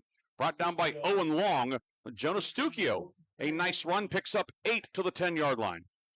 Well, and just back to the Greer run, that was another option-looking play, but again, I don't think there was much of a read there. I think that's more predetermined that, hey, we're pitching this ball to Greer, letting him get out on the edge, but Grove City is now inside the 10. 2nd and 2 at the 10. Give to Stukio. Over to the right, cuts back to his left, and he'll be brought down at about the 4-yard line. Tackled in there by defensive end Liam Throm, but it will be 1st and goal for the Eagles. Stukio weaving his way upfield for 6 yards. 1st and goal. Clock reads 1:33 to go. Well, Briggsy, you announced a game last night with a big goal line stand before halftime that really played a big role in that game. We'll see if there's Slippery Rock can pull off another one here. Sharpsville did that against Reynolds last night and ended up being the lock, stock, and barrel play of the game. This time McCready fakes the jet sweep handoff. He is hit and is pinballing around. He will pick up perhaps half a yard. Throm along with Peyton Rich in there. Cornelius also giving him a shot. No timeouts for Grove City, and we are under a minute here now. No reason to panic, but that clock is ticking. 2nd and goal at the 4. Stukio to the right of McCready. He gets the handoff. Stukio was drilled by Peyton Rich. Wow. That was a big hit. That was a big hit. Wow. Peyton Rich coming from his inside linebacker spot. Grove City right back on the ball. 3rd and goal at the 5. Give to Stukio. Hit, stacked up, and he'll be driven back. No gain on that play. It's now 4th and goal at the 5-yard line. Down to 20 seconds to go. Wilson and Greer coming back in. Leonard and Richardson Healy coming out. Now Stukio out down to 12 seconds to go. 4th and goal at the 5. 10 seconds. Eagles not on the ball yet. Down to 7 seconds. 5. Down to 3 seconds. 2.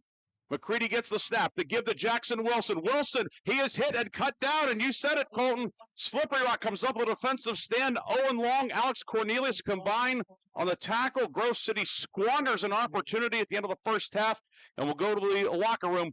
14-7 the lead, but what a stand by the Slippery Rock team. Oh, huge stand by that Slippery Rock defense. And Peyton Rich, man, that second down hit, that was a D-cleater. And Grove City got on the ball so fast we didn't get a chance to talk about it. But that second down hit by Rich really changed that whole final minute. A huge stand for Slippery Rock, and they take all the momentum here into halftime. 14-7 is our score. We will come back with a first half recap. Lots to talk about in this one. We'll catch up on scores from last night as well. College scores, much more. Slippery Rock and Grove City. What a shocker. Locking a good one. Colton and I will be back for the halftime show on Sports Radio 96.7 and Facebook Live.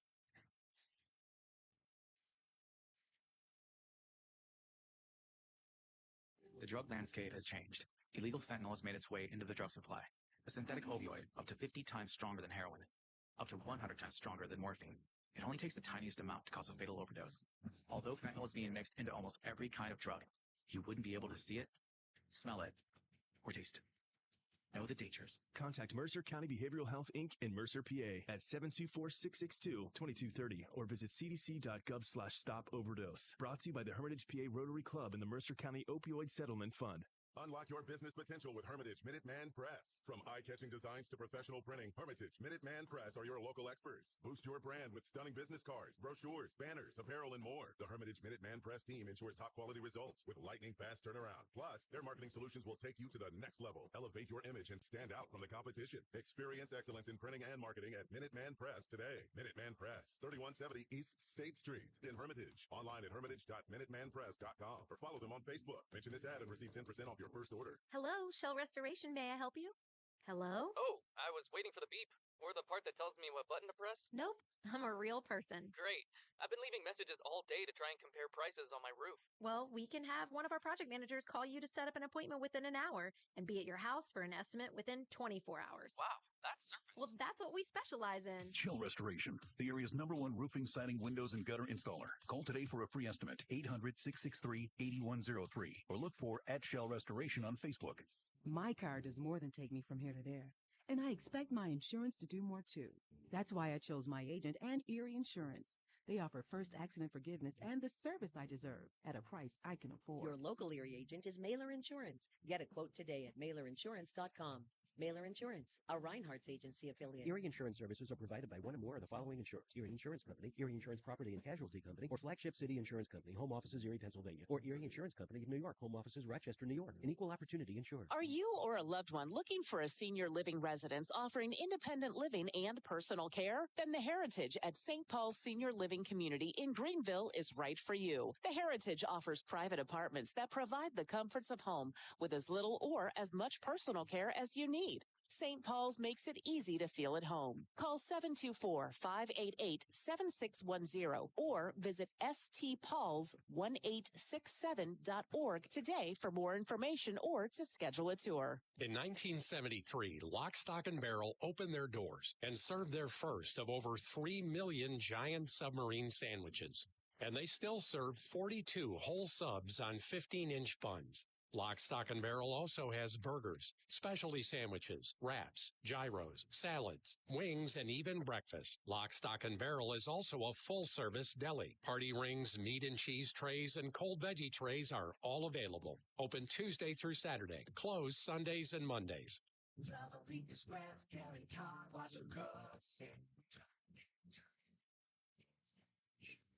Ken Frenchak here at the Valvoline Express Care and Car Wash in Grove City. Experience. We're all about experience. The experience of our expert quick lube techs and also the experience we provide you with every oil change. You can go anywhere for an oil change, but you come here to the Valvoline Express Care and Car Wash in Grove City for the experience. Drive in, drive out. It's that easy. The Valvoline Express Care and Car Wash in Grove City. When you're a grower, you know what it takes to thrive in the field. My bank understands and respects that.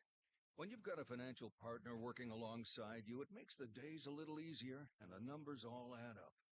My bank has experience when it comes to agriculture. My family's been doing business with them for a long time. I'm independent, and so is my bank. Mercer County State Bank. Member FDIC. Your community bank. Online at mcsbank.bank.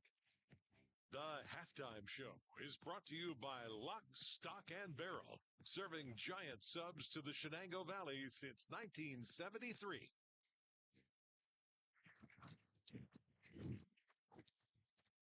We are back here at Grove City's Forker Field. Ryan Briggs and Colton Hoffman with you. We have Aaron Biro back in the studio.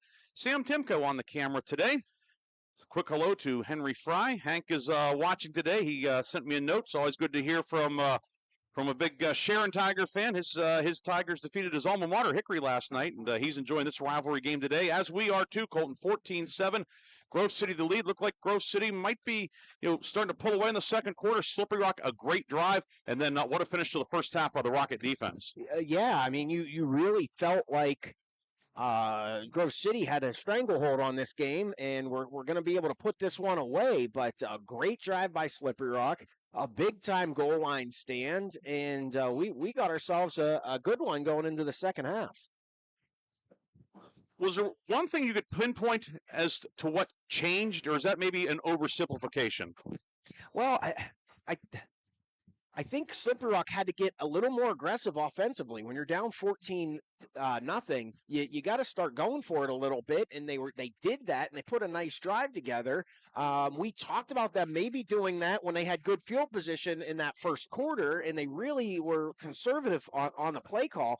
But we talked to Campagna was about 50% completion percentage coming in. He's off the charts today with his completion percentage, and he's really looked good throwing the football. It's a perfect day to throw the football. I think you probably see a lot more of that in the second half. Campagna 12 of 13. We'll give you all of the team and individual stats in our next segment. But first, the scoring summary in this one. All the scoring in the second quarter, all within a 6-minute span. In fact, 9:02 to go second quarter. Jackson Wilson, an 11-yard run for Grove City, capping a 12-play, 70-yard drive that used 5-12. Extra point no good. But Grove City had a 6-0 lead. Eagles quickly regained possession. Slippery Rock fumbling at its own 17. Delathian Bones with the recovery. 4 plays and 59 seconds later, Wilson scored on a 7-yard run. Clayton Martin caught the 2-point pass from Drake Moore. And Grove City had a 14-0 lead with 7:55 to go in the half. But Slippery Rock answered. 10-play, 80-yard drive, highlighted by a 3rd and 24 completion. Fred Campagna to Doug Popovic. And then Campagna finding Cooper Glass in the corner of the end zone for a 7-yard touchdown. Zach Lasco's PAT made it 14-7 with 3:01 to go in the half. Grove City had goal to go in the final minute of the half, but the Eagles stopped on 4th and goal from the 5 by the Slippery Rock defense, and thus it remains 14-7 at the intermission. When Colton and I come back, we'll take a look at team numbers, individual stats. We'll look at last night's scoreboard. We'll update you on some college games, all that and much, much more here at the half. Grove City with a 14-7 lead on Slippery Rock. Those of you watching on Facebook video, of course, we're here. We have the camera on the scoreboard. For legal reasons, we can't show the bands. For those of the people, I'm sure there's probably somebody saying, where's the band or so forth. It's a licensing deal, so we're not wanting to get anybody in trouble, so that's why we're doing that. Bear to air. Colton, I know you work in insurance. You can appreciate that, right? Yes. We don't need any lawsuits flying around. So that's the deal with that. But 14-7 Grove City with the halftime lead. We will come back with more of our halftime show on Sports Radio 96.7.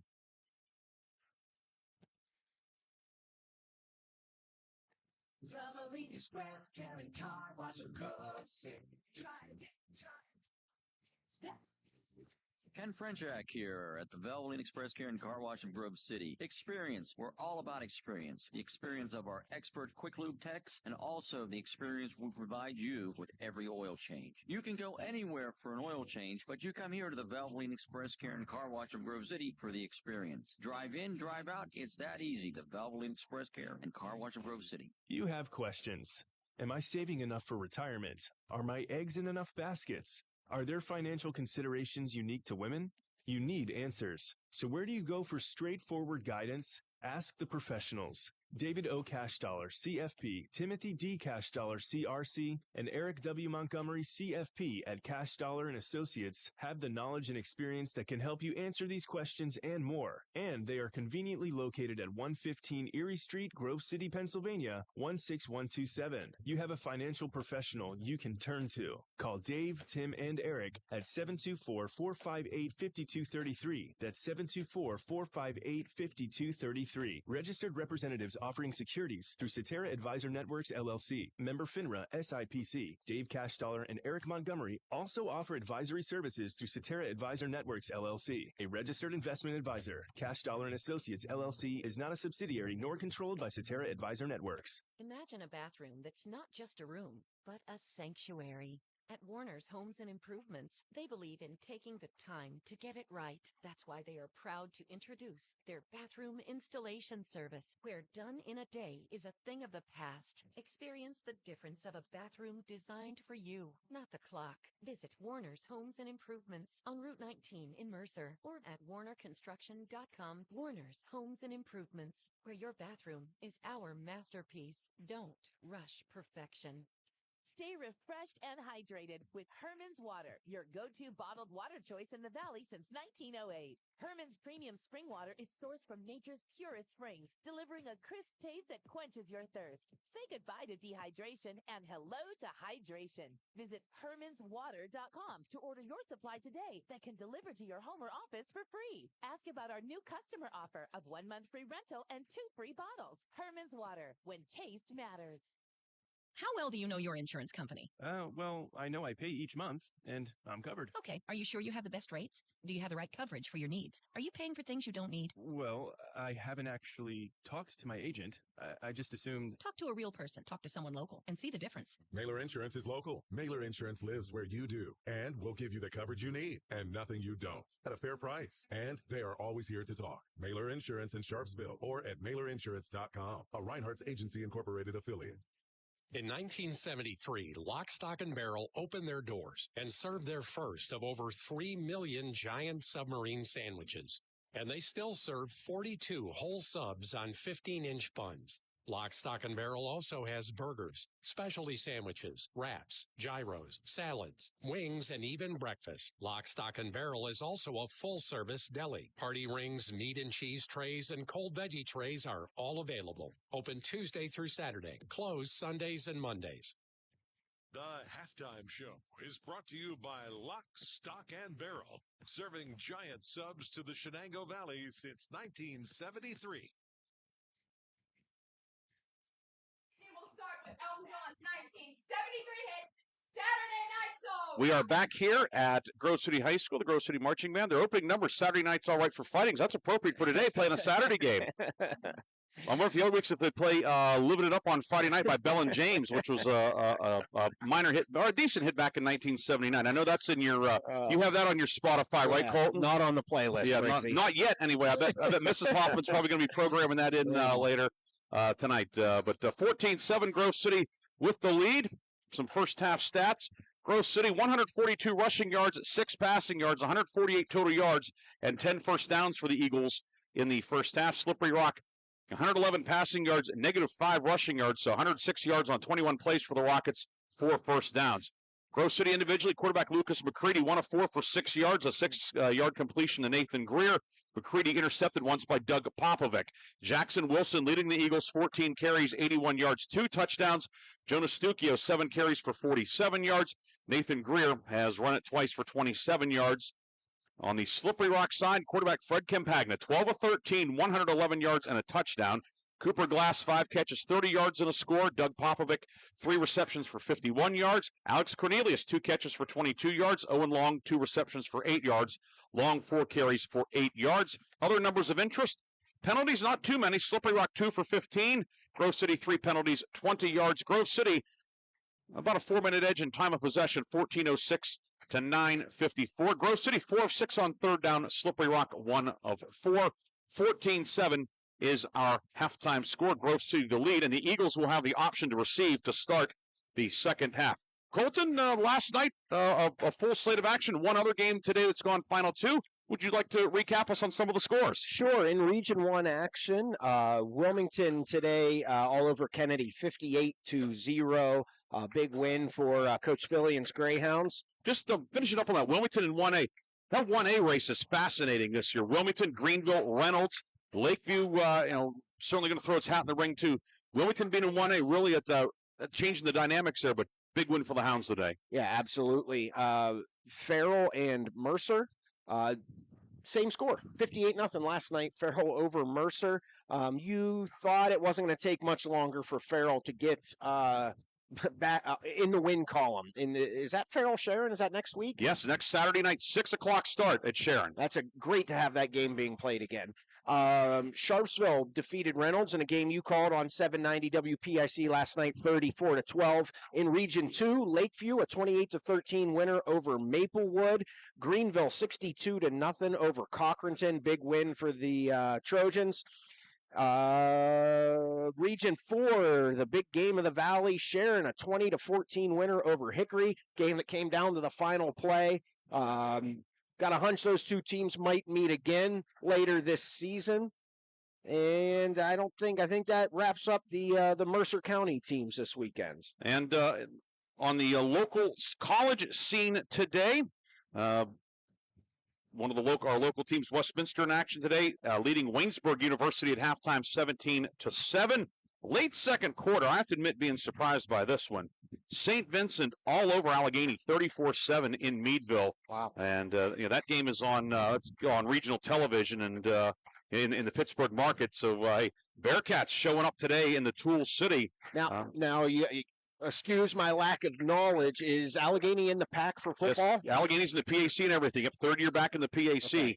And they were. A lot of people thought they were maybe a team that could be on the rise this year, but a rough afternoon for the Gators today. But a long way to go, certainly, in that one. Then at halftime, Carnegie Mellon, who was announced last week, leaving the PAC for football after this year. They're going to the Centennial Conference in the East. So this is the Tartans' last lap, if you will. And right now, CMU leading Geneva 14-7 early third quarter. The home opener in Geneva, that triple option, a tough team to prepare for. And CMU with its hands full so far against the GTs. Later tonight, Bethany at Case Western Reserve. That's a 7 o'clock kick. And up in Greenville, Teal hosting W&J, two longtime PAC rivals. They're playing at 7 o'clock in Greenville. So you could really have a full football day. We have this here, Pitt, West Virginia at 3:30. Teal at home. You can make the trip up to Greenville perhaps tonight for that one. But a lot going on. So that's recapping those. We mentioned Bethany College, and I want to give a quick shout-out to Grove City High School graduate Brian Sansom, class of 03, recently promoted to vice president for enrollment in athletics at Bethany College. Known Brian for a long time now. Of course, his older brothers are good friends of mine. You rarely hear to him referred as Brian around here. Yeah, mostly, he had two nicknames. He was always Spanky a lot of times. Well, even when he was younger, his voice was real raspy, so we always called him Reggie, like Reggie White. But now we're calling him VP Sansom. But congratulations to Brian. Saw his brother Steve here, his dad Denny down on the track there catching the game today. They asked, did you see about Brian? Yep, got the news. But great to see those guys, and congrats to Brian, who's really doing great things down in the northern panhandle of West Virginia. Here it is 14-7, Grove City leading Slippery Rock. One other update on our Lock, Stock, and Barrel halftime update. Fifth inning, Pirates playing the Kansas City Royals. That is the Negro League Heritage Day today, so I believe they're wearing the Kansas City Monarchs and either the Pittsburgh Crawfords or the Homestead Grays jerseys. Not sure which one the Pirates have on today, but they're celebrating that. Of course, such rich history in both of those cities from the Negro Leagues. And right now, Kansas City leading the Bucks 2-0 in the fifth inning. That's an afternoon game because of the Pitt game coming up against West Virginia at 3:30. And we will, of course, have that here starting at 3:30 or thereabouts on Sports Radio 96.7. Colton, a key or two for each team in the second half. Well, Slippery Rock's got to find a way to stop the run. Grove City's had a lot of success with Wilson and Stukio running the football. I know Slippery Rock's in that 4-2 base defense. We'll see if we get some more safeties even closer to the line of scrimmage to try to stop the run and make Grove City throw the ball. I think if Grove City's able to keep running the ball, you got to like their chances here in the second half. 14-7 is our halftime score. Colton and I will have the third quarter coming up after this. You're listening to High School Football on Sports Radio 96.7 and watching via Facebook Live, Sports Radio 96.7 Facebook. You're with a group of friends, and someone offers you a pill. You don't know what's in that pill. The person who gave it to you may not even know. By taking it, you may increase your risk of an overdose. Every day, nearly 300 Americans die from a drug overdose. Get the facts. Be your own advocate. Contact Mercer County Behavioral Health, Inc. in Mercer, PA at 724-662-2230 or visit cdc.gov/stop-overdose. Brought to you by the Hermitage PA Rotary Club and the Mercer County Opioid Settlement Fund. Most people have good intentions about saving for retirement, but few know when they should start and how much they should save. The rewards of starting to save early for retirement far outweigh the cost of waiting. To find out more, please call Cash Dollar & Associates, LLC at 724-458-5233 or stop by 115 Erie Street, Grove City, Pennsylvania 16127. Registered representatives offering securities through Cetera Advisor Networks, LLC, member FINRA, SIPC. Dave Cashdollar and Eric Montgomery also offer advisory services through Cetera Advisor Networks, LLC, a registered investment advisor. Cashdollar and Associates, LLC, is not a subsidiary or nor controlled by Cetera Advisor Networks.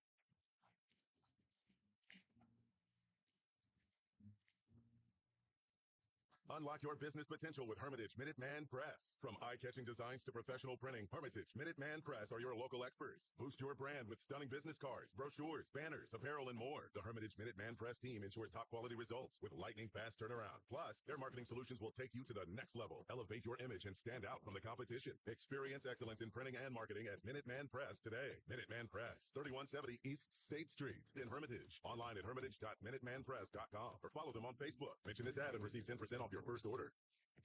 The halftime show is brought to you by Lock, Stock, and Barrel, serving giant subs to the Shenango Valley since 1973. We got the ball back again. We are back here at Grove City High School. Before the game, then here at halftime, recognizing the 2004 state finalist team. One of the starting linemen on that team, Ian Turner. Reading a little bit over the public address system, just a tale from the state semifinal win over Tyrone. Really cool, able to recognize those guys here today. Head coach Jeff Bell, who of course is still in the area, and he's here. A lot of the guys, and just a really fun, fun to be able to do something like that, because a lot of communities, they've never had a team reach the state finals, or as time goes on, you get sometimes. And one of the things here, you lived in Grove City, a lot of continuity in the community in terms of administration, even and certainly coaching and athletics, where people are still connected to that team. Some of these guys, maybe their kids are coming through the school system now, etc. Really, just a really fun program today. Yeah, it's always cool to kind of remember your past, remember your roots. Some guys, I'm sure, in from out of town. You probably don't probably seeing some teammates that you haven't talked to in years, and so it's probably an enjoyable weekend to spend some time with guys that used to spend a lot of time with, a lot of blood, a lot of sweat, a lot of tears, and a lot of hard times and a lot of good times. And they're wrapping up halftime activities now, but as you said, there may be some guys, maybe they haven't been back in Grove City in 10, 15 years. You just never know with families move, etc. The different life paths for everybody, but great to see a lot of them back here and being honored today. 20 years ago, I remember, did the opening night, they lost to Harbor Creek, who was a really good team that year. The great running back, Stephen Blows, who went on and kicked at YSU, and then week 2 losing to Greenville, and thought it was going to be, kind of a here you go again for Grove City, because they'd had so many tough losses the previous year, and they turned it around. And I think a lot of times over the years we've talked about teams starting out 0-2, but being able to get the ship righted, and they certainly did that year, going all the way. And we congratulate them and welcome them back. And of course, again, people know I grew up here in Grove City, and Ian Turner's older sister and my sister were in school together. So just that whole, and then you're from West Middlesex, same type of thing. Maybe even because it's a little smaller school, even more just about how everything ties, kind of comes full circle. It does. So it's a lot of easy connections. When these guys are back in town. Third quarter about to get underway. Grove City will be receiving the kickoff. Grove City won the toss and elected to defer. And the wind has picked up here, but at times it's been swirling, but mostly it's been right to left, which certainly aided a couple of the Stukio kickoffs. We have the door open now. It feels good coming in on this 80-degree late summer afternoon, but it's the wind. If you're Slippery Rock, because you get the choice of which direction you want to kick to.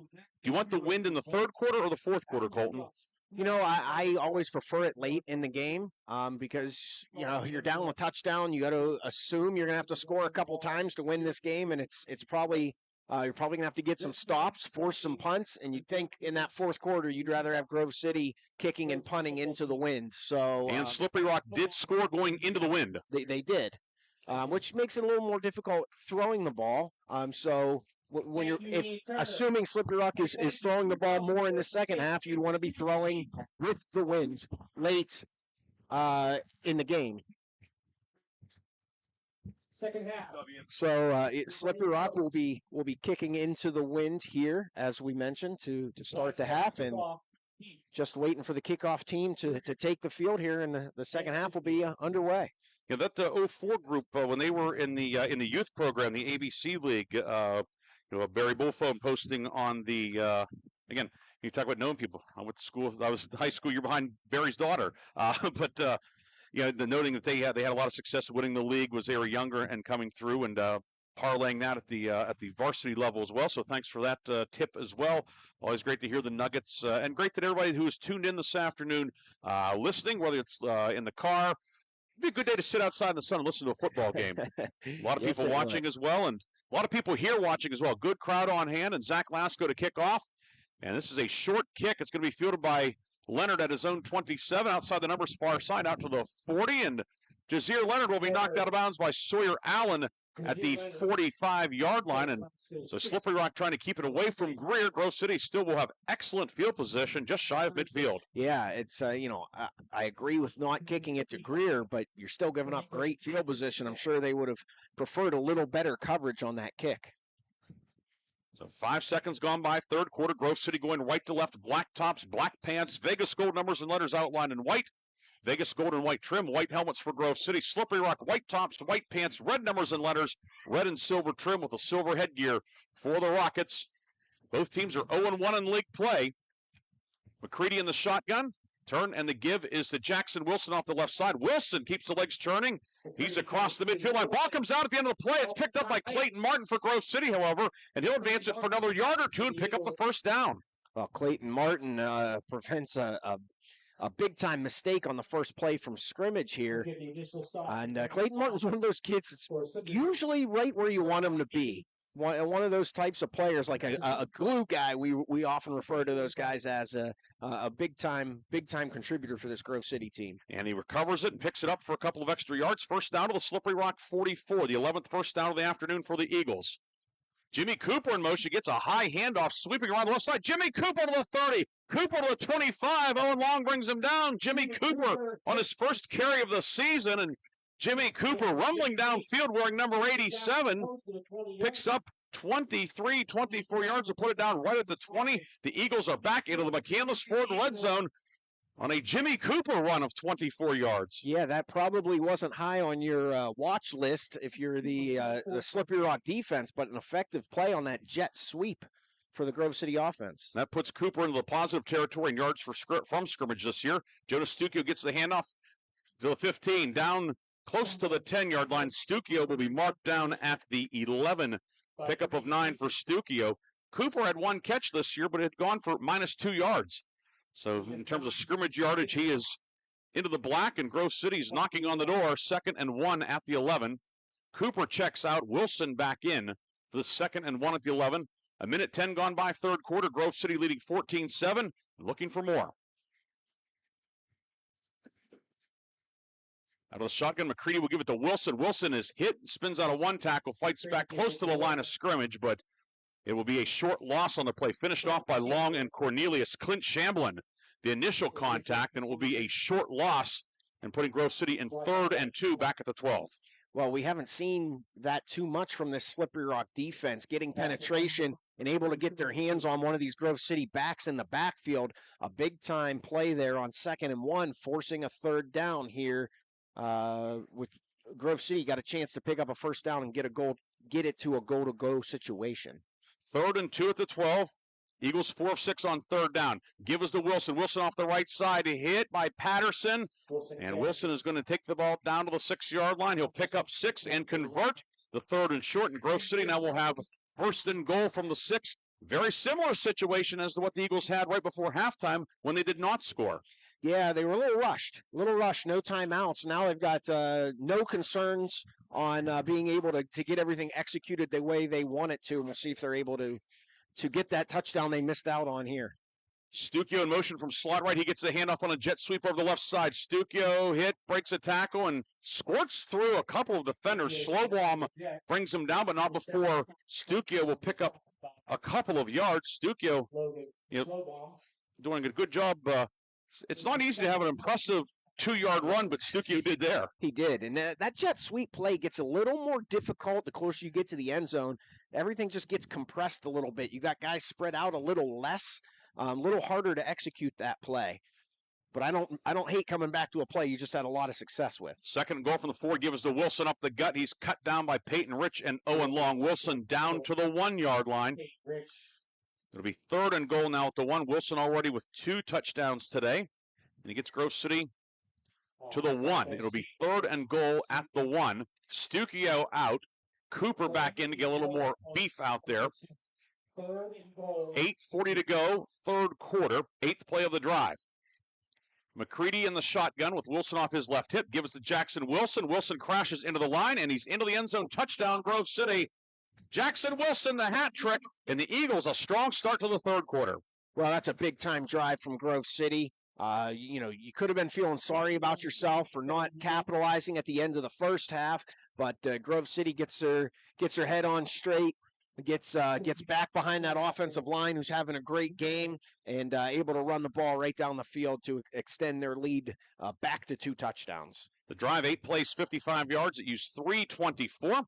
Now Jonas Stukio, who's 0 for 1 on PATs today, 5 of 7 on the season.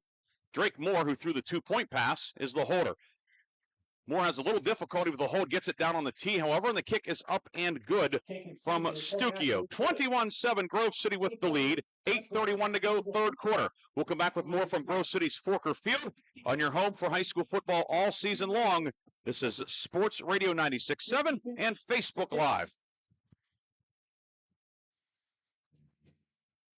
There's winter, spring, summer, and then there's football season. Around here, football is more than a sport. It's a way of life. Take in a game. Support our teams. It's the best entertainment in town. Mercer County State Bank. Member FDIC. Your community bank. Online at mcsbank.bank.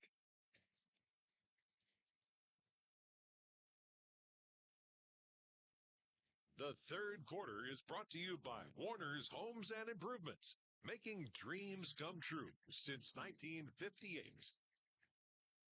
Once again, Orange Ticket. Grove City opens the 3rd quarter with a touchdown drive, 8 plays, 55 yards. The Eagles have a 21-7 lead, and Colton, a very mature drive by Grove City. Yeah, it really was. A big-time drive. We talked about Slippery Rock needing to stop the run and really not able to do that at all on that drive. And just with Grove City being able to establish the run the way they have, it makes it tough. You can wear out a defense running the ball the way Grove City is. Stukio's first 2 kickoffs after the previous 2 touchdowns both went into the end zone with a wind at his back. This one sent downfield, and it will make the end zone as well for an automatic touchback. Long fielded it, but he fielded it a half-yard deep in the end zone, and Slippery Rock will be facing a long field once again at the 20-yard line. Well, you got to answer. If you're Fred Campagna in this Slippery Rock offense, you have to answer. And they had a lot of success. Almost all of their success today has come throwing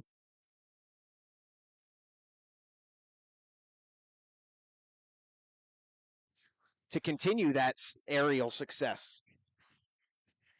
But a brief audio cutout. We are back. And the touchback puts the ball at the 20 for Slippery Rock with 8:31 to go in the 3rd quarter. Campagna in the shotgun, rolling left. Campagna on the run, throws it downfield, and a diving attempt and catch made by Cooper Glass, and incomplete. Did not get the hands underneath it, so it will be 2nd down and 10. Just Campagna's 2nd incompletion of the day. Designed rollout to his left. And Slippery Rock did a much better job of setting the edge on that designed rollout, but looking for a short pitch and catch, and the execution, quarterback to receiver, just wasn't there that time. So it'll be 2nd and 10 now for Slippery Rock, moving left to right from the 20. Campagna back to pass, under pressure, throws it off his back foot downfield, and incomplete. Popovic went up for it, and he took a shot from Terrell Richardson, Heasley, Wilson, and Martin also in the area. It will be 3rd and 10. Well, nearly intercepted. That thrown off his back foot because Delathian Bones was right in his face. And that was a little bit of a dangerous throw into the wind off his back foot. That ball kind of floated, and very unfortunate to get away with that one. 3rd down and 10 now for Slippery Rock. Rockets are 1 of 4 on 3rd down this afternoon, and certainly feels like a critical moment in this game. Long motions left to right. Rockets converted on 3rd and 24 earlier. Campagna throwing downfield looking for Glass. He was behind the defense, but that pass had too much on it and will land incomplete. Glass was 5 yards beyond the cornerback, but it's incomplete, and now 4th down, and on comes the punt team. Yeah, that hurts. I mean, you've been really good with your short passing game all day, and then you finally go deep and you get behind the corner, and just a little too much on that one, not able to connect, because if he connects, that's a touchdown. Blasco to punt. His first kick was a 38-yarder. Kicking into the wind, Levi Toth and Nathan Greer deep. Kick high, end over end, hangs up in the wind, and it will hit at the 40 and take a huge bounce back upfield to the 25. And it'll be downed by Lasco, the punter, at the 25-yard line. It turns out to be a 5-yard punt. Wow, you could really see the wind take that one as the ball was in the air, but that hit and bounced directly back towards the original line of scrimmage. In such a hard bounce, the Slippery Rock coverage team really couldn't even get their hands on it. And Grove City really set up for business here. They're going to mark it at the 24-yard line. It was not a bad punt. No. But when you look at the stat sheet and it says 4 yards, then, well, yes, it is a bad punt. But that was just that is one of the stranger plays that you're going to see all season. And Grove City able to capitalize in the first half off a short field after a Slippery Rock turnover. Let's see if they're able to do it again. This one, in effect, that. McCree throwing the ball downfield, has Clayton Martin behind the defense. Martin 5, he dives, is he in? Yes, touchdown Grove City. After the short punt, 24 yards, Lucas McCready's first touchdown pass of the season. He finds Clayton Martin. He scores for the second straight week, and Grove City makes it 27-7. Well, you run the ball, you run the ball, you run the ball. You get a break on special teams, and you come out first play action, hit your tight end over the middle. We talked about Slippery Rock bringing their safeties up to help against the run, to try to stop the run, and really, really nice play call, really good execution, and Grove City's busted this one open. Stucchio to attempt the extra point. Snap back to Moore, a little high. Moore puts it down. Stucchio's kick is good. And the Grove City Eagles have scored twice in 29 seconds. They have a 28-7 lead. We'll come back with a kickoff on Sports Radio 96.7.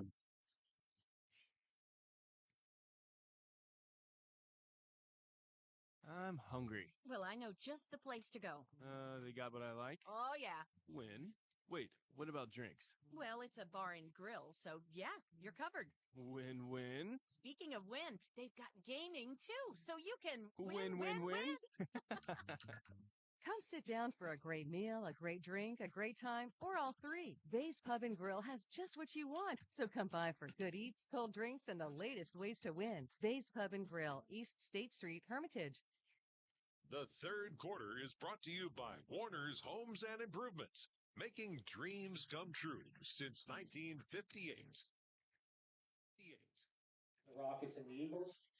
CeraPro, one of the leading restoration companies in the city. Along with Colton Hoffman, Ryan Briggs with you at Grove City's Forker Field. Grove City scoring twice within 29 seconds. And the Eagles have a 28-7 lead on Slippery Rock. Grove City taking advantage once again of a short field, taking over twice. Once inside the McCandless Ford red zone, once just outside of it, led to 14 points. 15 points, actually. Yeah, because went for 2 after that second touchdown after failing on the extra point try. The first touchdown. Stucchio's kick with the wind at his back, fielded by Owen Long at his own 2. Rockets could use a big run back here. Long along the near hash mark to the 20 to the 25. Dodges a man. Long to the 35. And Stucchio will bring him down at the 40. But a good run back for Owen Long, as all the momentum had come to the boys in black and gold. But Owen Long, a good run back out to the 40. And Stukio, not your typical kicker out there trying to make a tackle. He made the tackle. Right. It's we talked about the difficulty of a kicker when you're playing both ways. Well, it's nice to have a defensive starter there as your safety valve and kicker on the kickoff team, able to prevent that from turning into a touchdown. But we'll see if this Slippery Rock pass game can get back on track. You know, it's hard enough to execute in the pass game when you're keeping teams off balance. It's very difficult to continually execute in the pass game when you have to pass. 1st and 10 at the 40. Rockets went 3 and out on their last drive. 2 receivers either side. Campagna back to pass, and he is clobbered by Delathian Bones. Bones will pick up the sack, and surprised they maybe didn't call roughing the passer. It looked like he caught him up high. Not on purpose, but... Yeah, he almost jumped to deflect a pass and came down right on the quarterback. I think it was a good no call. But and we're going to have a timeout taken by Slippery Rock. The sack brings Campagna back, or brings him down for a loss of 7 on the play. It's a WWE style clothesline at best, and I've been on the rough end of a few of those in my quarterback days. That's not a fun feeling for Fred Campagna. No, the middle of the line feels bad. Quarterback feels worse. But Delathian Bones is a handful. I mean, he's one of the premier linemen in this league, on both sides of the football, and he is continuing to get bigger and stronger and faster. And he is probably the number one player on the scouting report for opposing teams' offenses. When you talk about this Grove City defense, you have to handle Delathian Bones, or it's going to be a long day. 3 Sport Guide Grove City. He was a first-time wrestler last year, went 15-15 at heavyweight, was a sectional place winner. He was the AAA District 10 champ of the discus and the shot put, so he went to the state championships in both, and also 6th in the javelin. And a first-team all-region football player as a sophomore. Owen Long in motion after the timeout. It was the first timeout taken by either team. Long gets the jet sweep handoff over the left side. He'll pick up about 5, but there's a flag in the middle of the field thrown by the umpire. And have to think that Slippery Rock is going to be pushed backwards. Rick Witten, our referee, says it is holding against Slippery Rock, and that will wipe out the 5-yard gain. And the Rockets will now be facing 2nd and 27 back at the 23-yard line. Yeah, and this is just gets tough for a young offense. I think only 2 senior starters on this Slippery Rock offense, so they got a lot of pieces, lot of young pieces here. And we said it a couple times. This is a tough league to be a young football player in. You get a lot of good football teams and a lot of good football players you go up against in this league. And they opened at Fairview, who's a pretty good team, and then Franklin week 2 in the home opener. Then at Sharon last week. 3 of the first 4 on the road hasn't helped either. Right. Rockets will be back home next Friday night for Sharp. So Campagna back to pass. Pump and go looking near side for Popovic, and incomplete. Terrell Richardson Healy was with him step for step. Pretty well thrown ball, but good coverage, too. Yeah, really good coverage. A little slant and go here on the boundary. And Popovic almost made a great one-handed catch, but really good coverage. So now 3rd down and 27. They went to Popovic on the 3rd and 24 on the touchdown drive. And lightning strike twice. Rockets have to get the midfield for the 1st down. It looks like Grove City's gone back to their 4-4 look defensively. Not sure.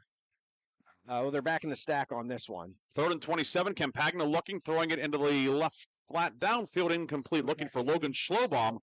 First time we've called Schlobaum's name on offense today.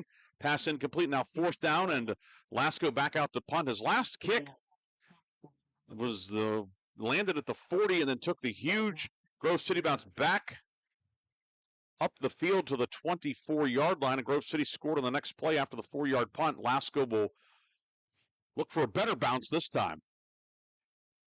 And so we're seeing a little bit of struggles from the young quarterback for Slippery Rock in this half. He was lights out with bad snap. Snap a one hopper. Lasco gets it away. It's a knuckleball that, look at that thing wobble. Fielded by Greer on the run up at the 45, and then he will advance it 5 yards to the 40, tackled by Cooper Glass, along with the long snapper Lamont Patterson.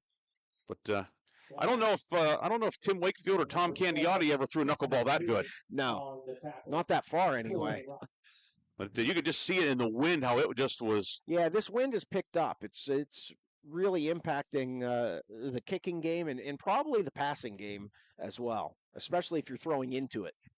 The punt officially was a 25-yarder, and Grove City will take over in Slippery Rock territory again at the 40-yard line. So the Eagles today, they have started, 4 of the last 5 drives have started in Slippery Rock territory, and the one that didn't start at the Grove City 45. So the Eagles certainly winning the field position battle.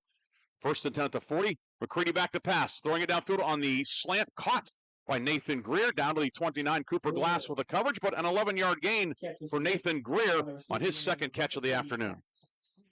And that's 2 good throws in a row from Lucas McCready, which I'm sure Coach Mowry is excited to see.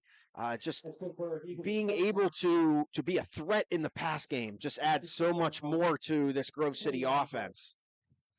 Terrell Richardson Heasley wide left.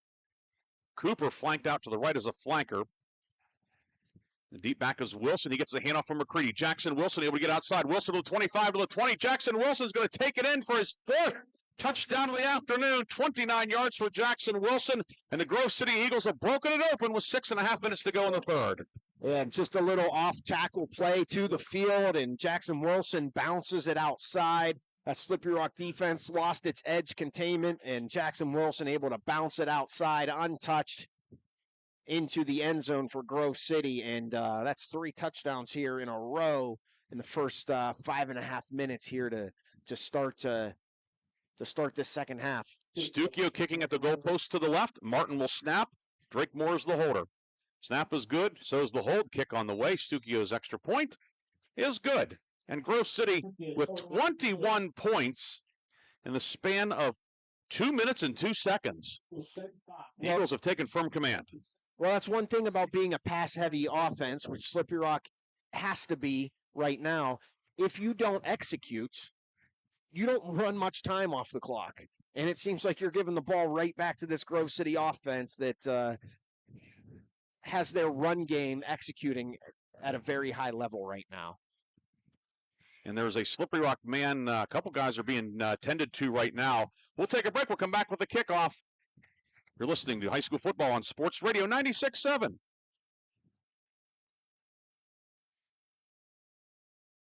Are you or a loved one looking for a senior living residence offering independent living and personal care? Then the Heritage at St. Paul's Senior Living Community in Greenville is right for you. The Heritage offers private apartments that provide the comforts of home with as little or as much personal care as you need. St. Paul's makes it easy to feel at home. Call 724-588-7610 or visit stpauls1867.org today for more information or to schedule a tour. The third quarter is brought to you by Warner's Homes and Improvements, making dreams come true since 1958. Welcome back to Grove City's Forker Field. The Slippery Rock man still down. They are looking at the player's left leg. Alex Cornelius was also down, but he jogged off on his own. But I think we had one player from each side trying to block the kick, and I think they dove into each other because they're laying at about the 8-yard line. That'd be right in that area, and normally you say, hey, only we're rushing off one side, not both, for a reason. But I think that's what happened. I think you had a man-on-man teammate collision right in front of the kicker after the extra point. 6:29 to go, third quarter, 35-7. Grove City with the lead. Eagles will be home next Friday night for Fort LaBeouf. That's a very intriguing game. Fort LaBeouf with a win over Farrell in its pocket. The Bison, always a tough team up there in Waterford. Yeah, talk about a wing tee offense. I believe they're still running the traditional wing tee, and they get some big boys, and they can 3 yards on a cloud of dust you and eat up a whole bunch of time. They always have a running back that's about 215 pounds, wearing some number like 40 or 42. It looks like it's these the big brother playing against the little brothers out there. Mm-hmm. But they've certainly been always in that last number of years a team to be reckoned with, and a team that certainly is going to, you have to think, factor in District 10 3A. Slippery Rock will be at home next week taking on Sharpsville. That's been a league game the last couple of years. Just about everybody has non-league games next week, the way the District 10 schedule is set up. So Sharpsville coming off a win last night at 3-1, and now the Slippery Rock player is up, and he's walking off on his own, and that is number Logan 4. Schlobaum. Yeah, Logan who starts Schlobaum. at corner, and it's good to see him, walking and he's walking a little bit gingerly, but considering that they, as long as you're looking at the leg, hopefully it is and another something that he's going to be okay. Another thing to note, Briggsy, is after that deep slant catch by Greer, he got up a little gingerly and has been getting tended to. So we'll see. It looks like he's going to go back out there, but he was sitting on the training table for a little while. I don't think it's anything serious, but we'll see. And Grove City has extended this lead to 28 points, so I'm not sure how much his services will really be needed the last quarter and a half of this game, but something to note. Of course, with the Eagles, they have Fort LaBeouf and Oil City the next 2 weeks, and then coming down the stretch, Sharon, Hickory, and Conneaut, an improved Conneaut team as well. So a lot left in the regular season too. Like you said, you wonder if the way the game situation is right now. Now, well, 6.5 minutes to go, and Slippery Rock certainly can put up points in a hurry. LaBeouf, Oil City, and Sharon are 3 football teams that are pretty darn physical. Yes. So you want to be as close to 100% going into that stretch as you can be. Yeah, and it's not as if that Hickory won't line up too. They run a lot of spread, but they run very physical. Their front 6, front 7, very physical too. Very much so. And so that's something to keep an eye on. But right now, we're going to keep an eye on Jonas Stuckio's kickoff. Has it teed up at the 40. This one downfield, and Owen Long will field it at the 8-yard line. Long along the near hash mark to the 20, and he'll be brought down about the 23, 24-yard line by the Grove City kick unit.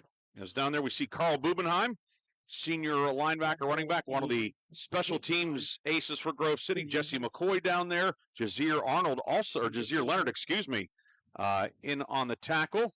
And Keith Vandergrift also sticking his nose in there too. So it's going to be Slippery Rock taking over at the 23-yard line. And Eagles, we do not see Greer did not go back out there. It looks like, what do we got? Is that McCready out there? Let's see. Lucas McCready in the defensive secondary now. Looks like that's. I believe he's at free safety, and he's played a lot of safety for the Eagles. So I always have to look at that number 0, and it gets bunched up. It could look like an 8, a 6, or a 9. But it is number 0, Lucas McCready. His older brother Hayden wears number 0 across the street at Grove City College. Give us to Cornelius on a counter in the backfield, and Jimmy Cooper not fooled at all. Cooper with a tackle for loss of 3. Jimmy Cooper, the sophomore, he's talking about a guy that's his arrow pointing up. Jimmy Cooper having a big day. 100%. And a young man that when you're a sophomore playing varsity football, it takes a few weeks to get yourself acclimated, and it looks like Jimmy Cooper is someone that is figuring it out. Listed at 6 feet 195. He looks a little thicker and a little taller than that. I would agree. That might be from last year. 2nd and 13. Campagna finds Popovic on the near side on the screen. Popovic up through traffic. Gets close to the 30 and then is driven back. Levi Toth in there. Clayton Martin. Galathian Bones in there too. Flag on the opposite side of the field. 45 yards away from the action. On the near side, Popovic put a hand in Galathian Bones' chest and kind of get off of me. And Galathian's got about 60 pounds on him. That'd be like you pushing me. Although you could probably still take me, Colton. So I hope I don't have to, Bruce. Yeah, we get along pretty well. So speaking of guys to get along with, Chris Birch is listening today. Of course, he Friday night partner at the Pines last night. Yeah. And the penalty is a personal foul against Slippery Rock. I think it was a frustration penalty on Owen Long away from the play. I think he gave Vandergrift for Grove City a ride about 40 yards away from the play. So back to the 14-yard line. Did they call it a dead ball foul? It doesn't look like it. Well, half the distance, yeah. It must have been from the end of the play then. Looks like it's still 2nd down, so they must have called it a live ball foul, just unnecessary roughness. Either way, they go back to it and they find Popovic on the near side. And he'll get out close to the 20. It's still going to be third and long coming up for the Rockets. Usually that unnecessary roughness is because it's after the play. But it must have been an unnecessary hit or additional extracurriculars. Yes. Yes. Popovic will pick up 5 to the 19, and it's going to be 3rd and 14 for Slippery Rock. Popovic's 5th catch of the afternoon. Slippery Rock 1 of 6 on 3rd down. They've had a lot of 3rd and longs today, too. This one, 3rd and 14. Campagna rolling left, looking for Peyton Rich out on the left flat. Pass is incomplete, and there's a flag in the middle of the field, just inside the near right hash mark. It's on Slippery Rock. I'm guessing it gets declined here. I would have to think that Grove City would decline it, make Slippery Rock punt into the wind from deep in its own end. Against the Eagles, I believe. Rick Witten will tell us it is a face mask against Grove City. So it'll stay 3rd down. It's a 5-yard penalty, and now 3rd and 9. Rockets get a second chance. I was away from the play. Defensive lineman must have got his hands up into the face of the offensive lineman for Slippery Rock. Of course, one of those rules differences in high school, collegiately or the pro ranks, that's an automatic first down. But in high school, it's just yardage. Yes, so, and that was a 5-yard penalty, not 15. They could have called 15. Chose not to. 3rd and 9, Campagna rolling left under pressure from McCoy, and Campagna will go down. Jesse McCoy, reserve defensive lineman out there. He gets his name out of the stat sheet with a sack, a loss of 8 back to the 16, and Slippery Rock will have to punt away the football. Yeah, just a designed roll to the left again. We've seen that, probably pushing a half dozen times now from this Slippery Rock offense. And when you're a designed rollout, you want to eventually be able to get your shoulders downhill towards the line of scrimmage. It's very difficult to throw that ball running left as a right-handed quarterback if you can't get downhill. And just too much pressure from that Grove City defensive line for Campagna. Nothing he could do but take the sack that time. Lasco punting into the wind again, gets the snap from Patterson, kick away. Gets this one to turn over. It's going to hit it midfield and take a big Slippery Rock bounce, and Greer fields it at the 42, then goes to a knee. So that time, in spite of the wind, a 40-yard punt for Lasco. That's a nice, 38-yard, nicely executed kick that time. Returned by Greer down at the 42. So technically no run back there. 4:03 to go in the third. Eagles take over at their own 42. You are listening to Sports Radio 96.7 WLLF Mercer Hermitage, a Cumulus media station. High school football on a Saturday afternoon. Grove City and Slippery Rock, the 43rd all-time meeting. It was 40 years ago today that Slippery Rock earned its first ever win over Grove City. 22-13 here. Mark Miller threw for 155 yards that day. He was the starting quarterback on the Rockets' first ever undefeated team. They went 10-0 back when they played in District 7. 1st and 10 at the 42. McCready back to pass. Pumps again, looking downfield, looking for Greer, and incomplete. And Greer was being grabbed at downfield before. Greer was being grabbed at on the route downfield, but it's incomplete, 2nd and 10. Yeah, and there's no illegal contact in high school, so if it's not deemed a hold, if if you're not holding the receiver, you can make contact 10, 15, 20 yards downfield as long as the ball's not in the air. I'm sure the fans don't know that rules difference. And but I like what I'm seeing from Grove City, taking some shots here on 1st down. When you're able to establish a run, it opens up a lot of things. And I like taking those shots. You're going to need to be able to do that later on in the season. 2nd and 10 at the 42. McCready will give it to Jackson Wilson. Wilson into the middle of the line, brought down by Hemphill and Bachman. Wilson across the 45. They'll give him the 48. Gain of 6 for Jackson Wilson. Wilson, 21 carries, 133 yards. Grove City will have 3rd and 4 upcoming. The next year, 1985, Colton, Grove City played Slippery Rock. They played, it was a Saturday game.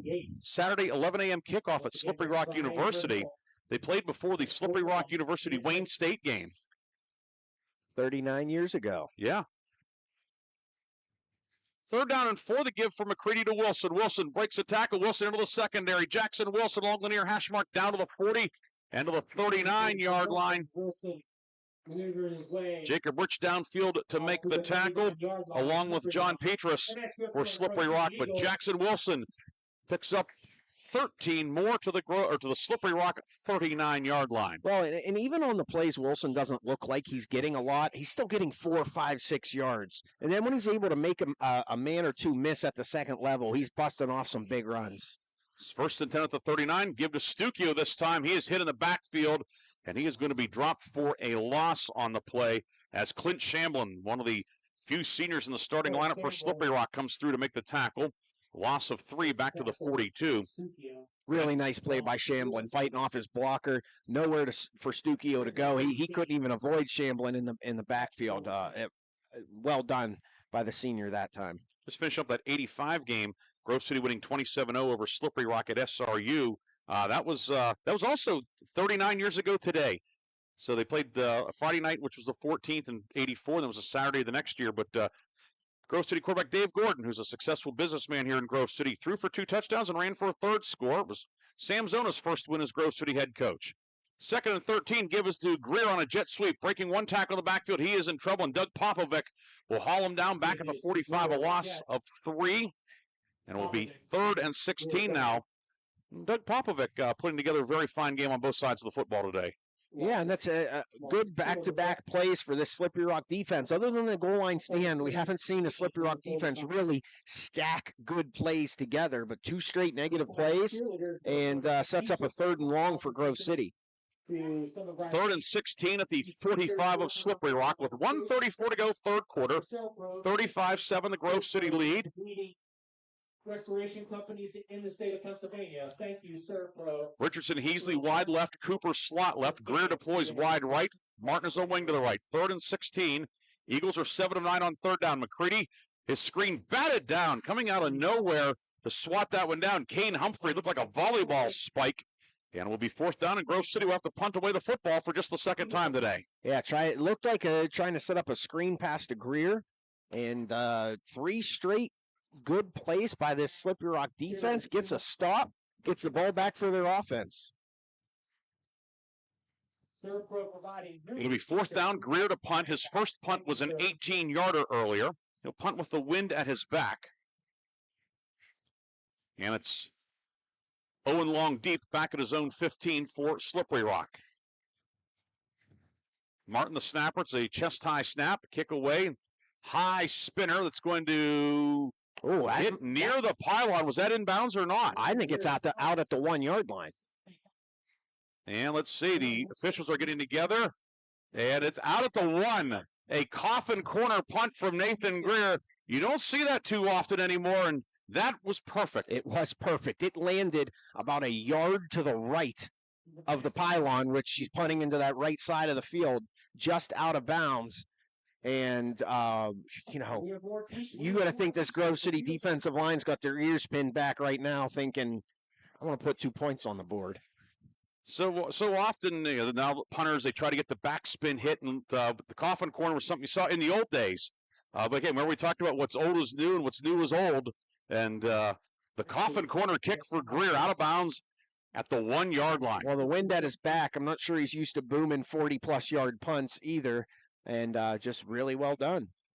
That one, a 44-yard effort. His season long's 46. Rockets 1st and 10 from their own 1. The give is to Long. Long is hit. And did he get out of the end zone? I don't There's think a flag down, another flag coming in also. So a lot to sort out. If the Poundy's in the end zone, that's a safety also. No gain on the flag. The flag came from There's the side and the back. Yeah, one from behind the play and one from way out in front of the play. So you also wonder perhaps with multiple fouls. We're going to find out. Face mask against Grove City. So that will help bail out the Rockets a little bit, get them some breathing room. No gain on the run, but 5 on the face mask penalty. It'll be 1st and 5.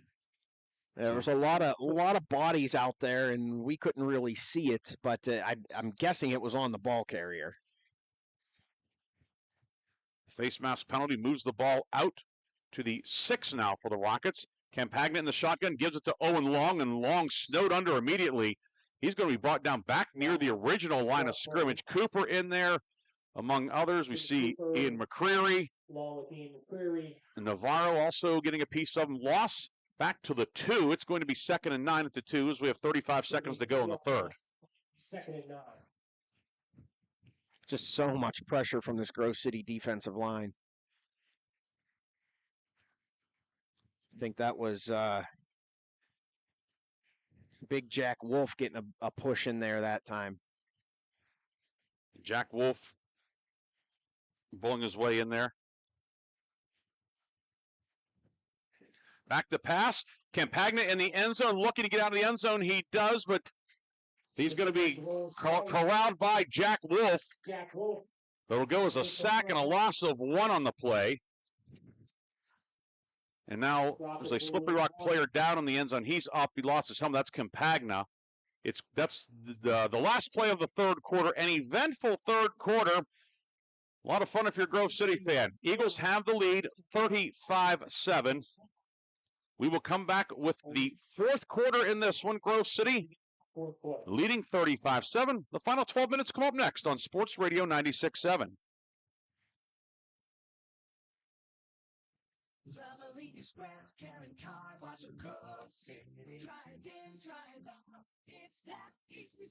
Ken Frenchak here at the Valvoline Express Care and Car Wash in Grove City. Experience. We're all about experience. The experience of our expert quick lube techs and also the experience we provide you with every oil change. You can go anywhere for an oil change, but you come here to the Valvoline Express Care and Car Wash of Grove City for the experience. Drive in, drive out. It's that easy. The Valvoline Express Care and Car Wash of Grove City. Gosh, honey, what's got you all chef-tastic? You know, it's our kitchen remodel. It's got me all inspired. Oh, are you inspired enough to make dessert? As a matter of fact. Is it chocolate? Oh, it's chocolate. I love you. Get inspiration all your own with a brand new kitchen from Warner's Homes and Improvements. We create new kitchens that dreams are made of. We buy direct from the manufacturers using top quality materials with no shortcuts. The latest in style and functionality for a fair price. Call Warner's today and get inspired. Warner's Homes and Improvements on Route 19 in Mercer or online at warnersconstruction.com. The fourth quarter is brought to you by Shell Restoration, the area's #1 roofing, siding, windows, and gutter installer. I apologize. We begin the fourth quarter. Slippery Rock marooned back at its own 1 after the sack. 3rd and 10. Teams change ends. Slippery Rock now going right to left, along with Colton Hoffman. Ryan Briggs here at Grove City High School. A little bit of housekeeping. I talked about that 1985 game. Junior Saylor, who started at linebacker for the Eagles, an all-KFL linebacker, Keystone Football League. He said they actually played at Slippery Rock High School that day. They were supposed to play at the university. They moved it across the other side of Keister Road and played at the high school with the Eagles winning that day. But thanks to Junior, who's a big-time supporter of what we do here on Sports Radio 96.7, and he's tuned in today. So thanks, Junior. And I also got to make a KFL reference today, too, which is always fun. Which Slippery Rock came into the KFL in '88 when the Rockets began playing football in District 10. So Campagna has to come out for a play because he lost his helmet, and John Petros will be the quarterback. We mentioned his name in the last possession, so this is quite a situation to be thrust into. Peterson, the quarterback. 3rd and 10, back at the 1-yard line. Cornelius to his left in the pistol, Long the deep back. The handoff is to Long, and Long is brought down by Delathian Bones and Jimmy Cooper for a safety. Jack Wolf also. I think they're gonna call a face mask, but it was not. It was grabbed by the shoulder. And let's see, there's a flag, or maybe were they going to go with horse collar, perhaps? Personal foul. Calling the face mask on Grove City. So that will wipe out the safety, and it will give Slippery Rock a first down as well out to the 16-yard line. Yeah, I mean, the back was running away from the referee, so it's a tough vantage point, but we could see from here, Bones grabbed the shoulder pad and threw him down. It was not a face mask. But it will be Slippery Rock getting the first down out to the 16-yard line. Campagna back in there. And he had to sit out the requisite 1 play. And now he's back in there. Fumble. First and 10, snap is fumbled loose. Jimmy Cooper causes the fumble. Cooper forced it, and the Eagles are going to come out of there with it. And the recovery Might have been Also, Cooper Jimmy as Cooper, well. yeah. Oh, Colton, what happened there? Slippery Rock went back to that little counter play, and there's just way too much pressure, way too much penetration from this Grove City defensive line, and there was contact made right at the mesh point of that handoff, and just not a clean handoff. Forces a turnover, and Grove City, we've talked about field position a few times, setting up shop at the 12-yard line. And Grove City beginning this drive in the McCandless Ford red zone. McCandless Ford, Mercer, and Meadville. Drive beginning with 11:48 to go. 35-7, Grove City the lead and looking for more. They didn't get the 2 on the safety, but now a chance to perhaps get 6. McCready in the shotgun, gives it to Jackson Wilson. Wilson looking to get outside, cuts inside of Popovic. Jackson Wilson, touchdown number 5. Jackson Wilson scores from 12 yards out, 41-7 Grove City. Well, great cut from Jackson Wilson. Popovic was there, sort of filling that alley from his defensive back position, and Wilson set him up outside, cut inside, and took it all 12 yards for his 5th touchdown of the game. Wilson now 158 yards. That's a career high. Stucchio to attempt the extra point. Yeah, he had 364 coming in, so he was off to a good start, and that was in about 2.5 games. Yeah, he missed the second half last week at Titusville after a chest injury. Kick good by Jonah Stucchio to make it 42-7, Eagles in command. We'll come back with more fourth quarter action after this on Sports Radio 96.7.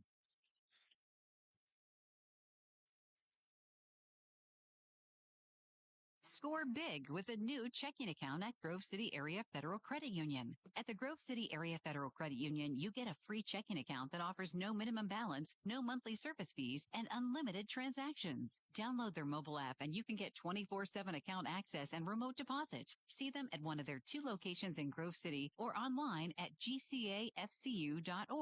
Member NCUA, Equal Housing and Equal Opportunity Lender. Open a checking account now and score 4 tickets to a local high school sports event. Call for details.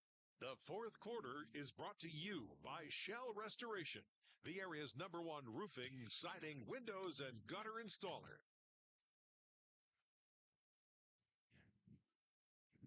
42-7, Grove City leading with 11:42 to go.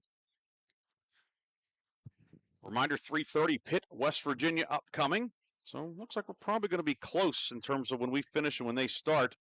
And we will have an abbreviated post game and then get you set for the backyard brawl.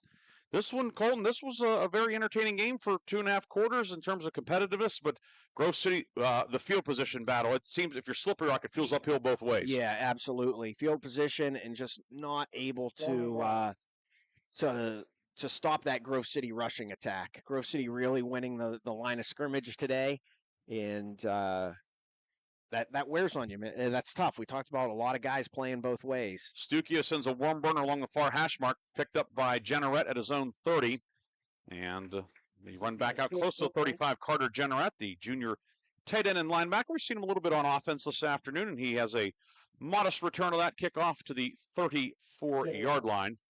Looks like we're going to get some second teamers in here for Grove City now on defense, especially. We should be hitting the running clock.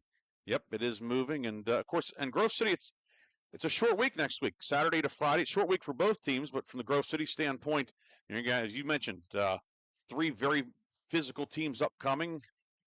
We're really, next week Fort LaBeouf, they're about as rough and tumble as it gets. Yes. Oil City, a little down this year compared to what we've seen the last few years, but, Coach York will still have them playing a physical style of football. Campagna will give it, and the back is dropped immediately. That's Owen Long on the run, and some of the Grove City youngsters in there. Also, Tanner Long for the Eagles. And that is Tanner Mung, I believe they said. The roster I have does not have a 27. Or you have a roster, Colton. What's it say? Yep, Tanner Mung. Tanner Mung. All right. You got the good roster. Shows you how much pull I have in this bird. I'll share it then. Oh, well, thank you. That's very kind of you. Owen Long loses a yard on the play. Back to the 33-yard line, bringing up 2nd and 11. Campagna in the shotgun, and the give is to Long. Long into the middle of the line, across the 35 out to the 36, maybe 37. Andres Navarro on the tackle, along with Luke Gamble. Luke Gamble. Luke's brother Jordan starting at right tackle offensively today. Of course, older sister Izzy having a big year for the Grove City soccer team this fall. The girls are off to a good start.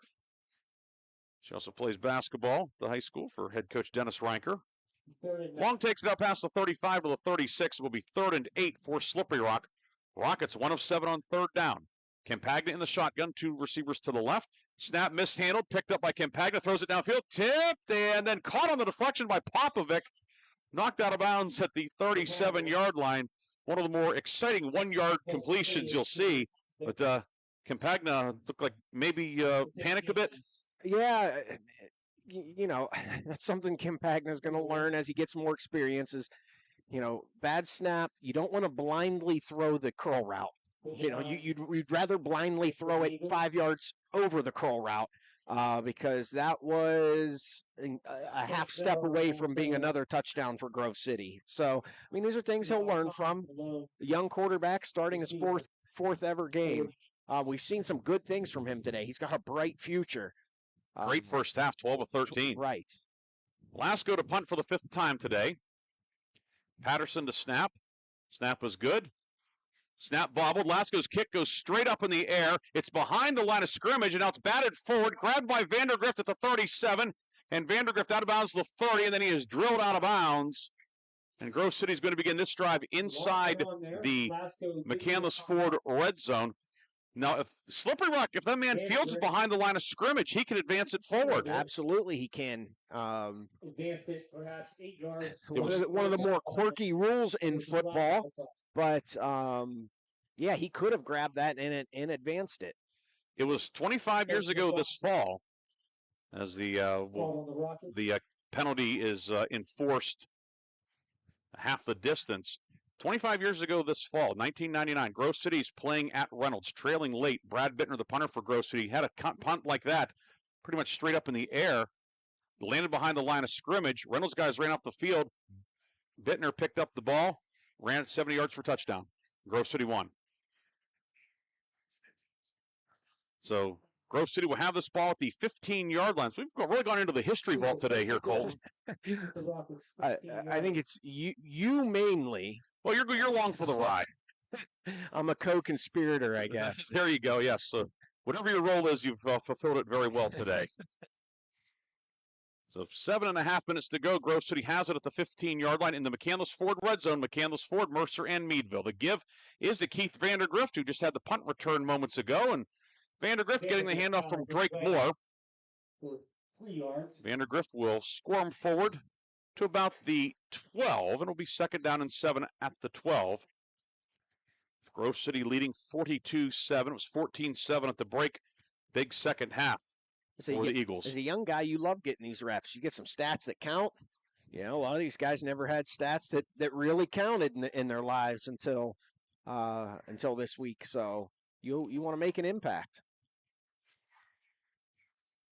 Moore, who started last week, he went the route against Titusville, played pretty well in his first varsity start. Give to Vandergrift, and he's going to be hit and dropped in the backfield. Clint Shamblin came through and brings him down back at the 15, back to the point where this series of downs began. It will be 3rd and 10 now at the 15 for Grove City with 6:28 to go on a rolling clock. So while we can do it here now, our lock, stock, and barrel play of the game, because, again, we're going to have a very short post-game, maybe even no post-game with the Pitt game coming. Our lock, stock, and barrel play of the game will be Clayton Martin's 24-yard touchdown pass from Lucas McCready with 8:02 to go. That came after the Slippery Rock punt that bounced 15 yards back downfield. Grove City took over at the 24. And on the next play, McCready found Martin for 24 yards. And really, that made it 28-7, and that really kind of slammed the door on the Rock. Yeah, that kind of felt like the hammer and the nail. That play, that series of events capped by that touchdown pass. 3rd and 10. The handoff is to Peyton Miller, getting his first. Or no, that's Vandergrift. Excuse me. That's 10, not 16.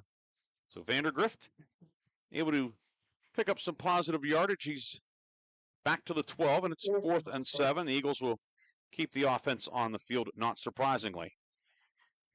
We see Ben Moore slot right inside of Peyton Miller. Levi Toth wide left. Jesse McCoy, who had a sack defensively, he's the wing back on the right.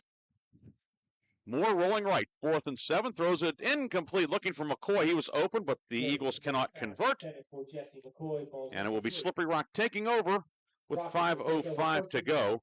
Yeah, little high and a little hot. That's a tough one for a young receiver to pull in, and results in a turnover on downs here. In the second half, Slippery Rock's average drive position, Colton, has been its own 23.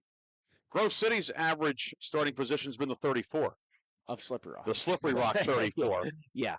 And that's if you want to see how did this game go from 14-7 to 42-7. Field position having a lot to do with it. We talked about the wind as it started the second half, and we thought, and I agree with Coach Wonderoos, and you want the wind at your back in the fourth quarter, but it played a way bigger impact in the third quarter than I think he was hoping it would.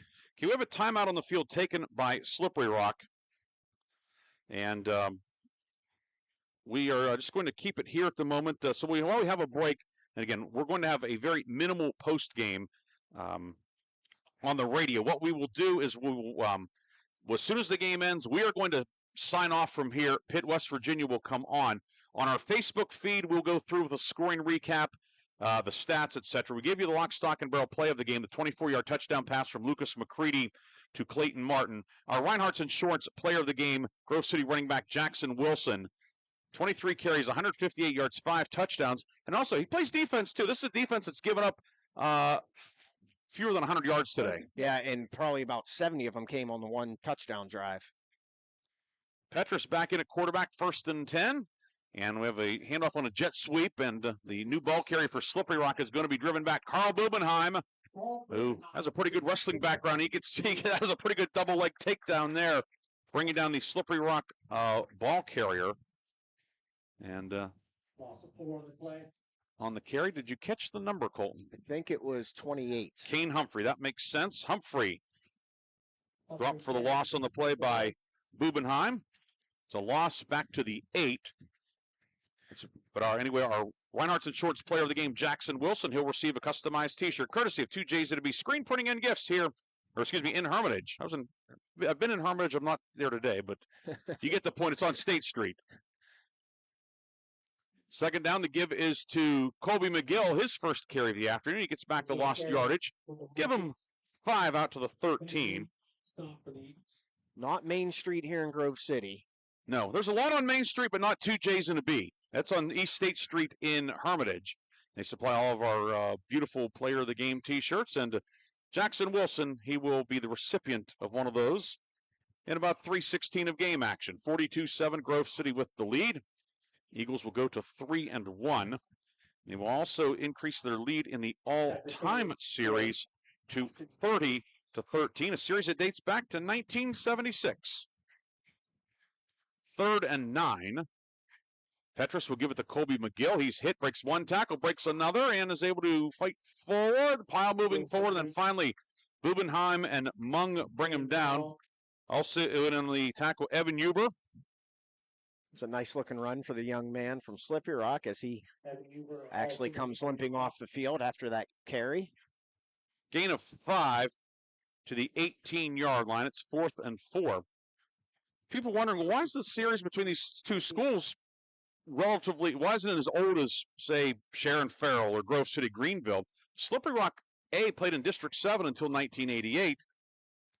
Slippery Rock didn't start football until the mid-60s. And then thirdly, Slippery Rock was a much smaller school back in the 60s and 70s. They played Wilmington and Laurel and Shenango and so forth. Grove City's considerably larger.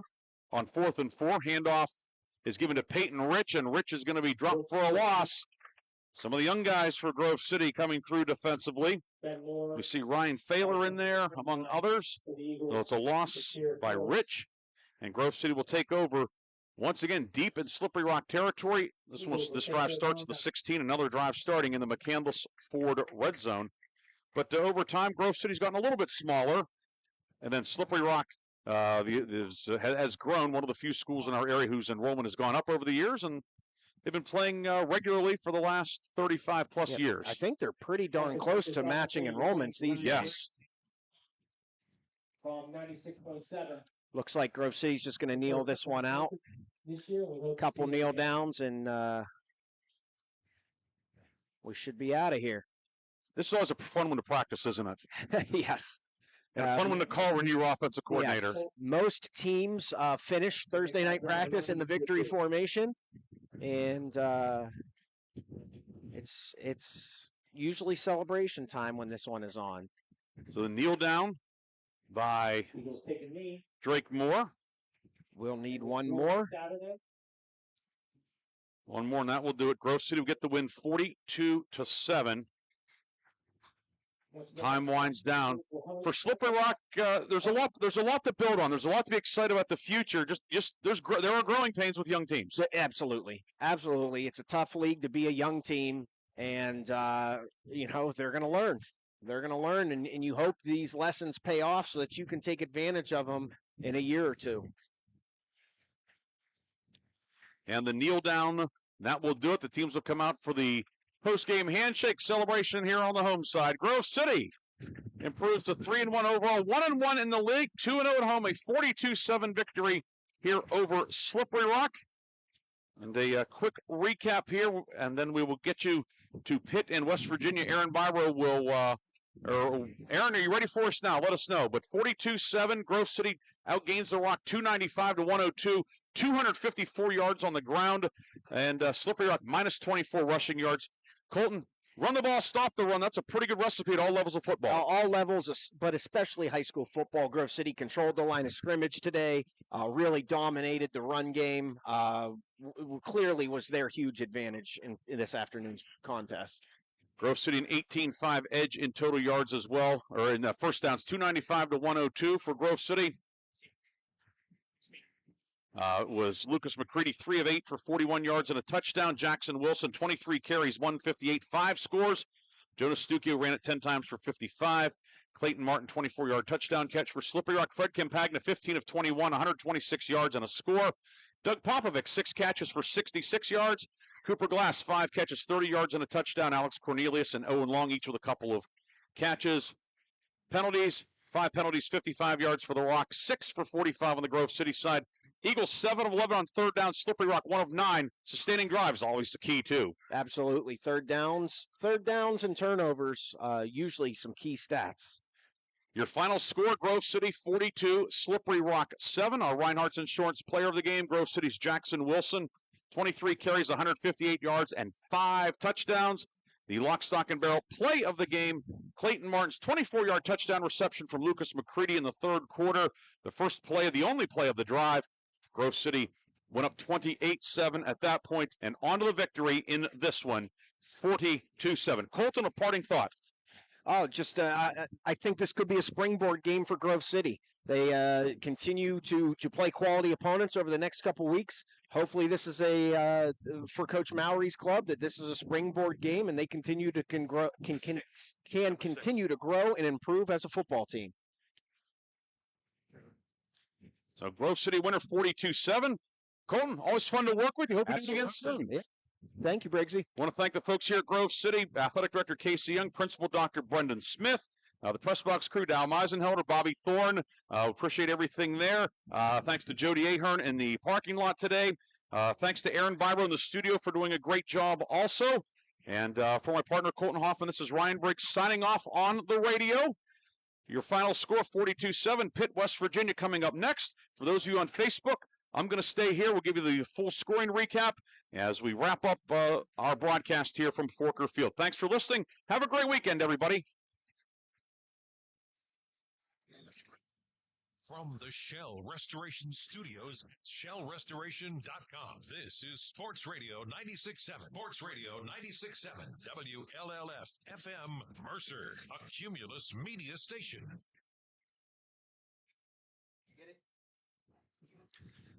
And we're back here on Facebook. Ryan Briggs with you as we give you the post-game recap on Sports Radio 96.7 Facebook. Grove City jumped out to a 14-0 lead in the second quarter. Jackson Wilson, an 11-yard run at the 9:02 mark. And then Jackson Wilson, a 7-yard run at the 7:55 mark. That made it 14-0. The second touchdown was set up by Delathian Bones. Fumble recovery at the 17. The first drive was 12 plays, 70 yards. Slippery Rock able to get on the board with 3:01 to go in the half. Cooper Glass catching a 7-yard touchdown from Fred Campagna. 10 plays, 80 yards on the drive. It used 4:54. Zach Lasco's PAT cut the lead in half. Grove City had goal to go late in the first half, but it was the Slippery Rock defense coming up big. A goal line stand, keeping it 14-7. That was our halftime score. However, Grove City scores 3 touchdowns in 2 minutes, 2 seconds of the third quarter. Jackson Wilson, a 1-yard run to cap an 8-play, 55-yard drive that opened the second half. Jonas Stukio's PAT made it 21-7. Slippery Rock went 3 and out. Zach Lasco's punt into the wind, bounced at the 40, bounced back down or upfield to the 24.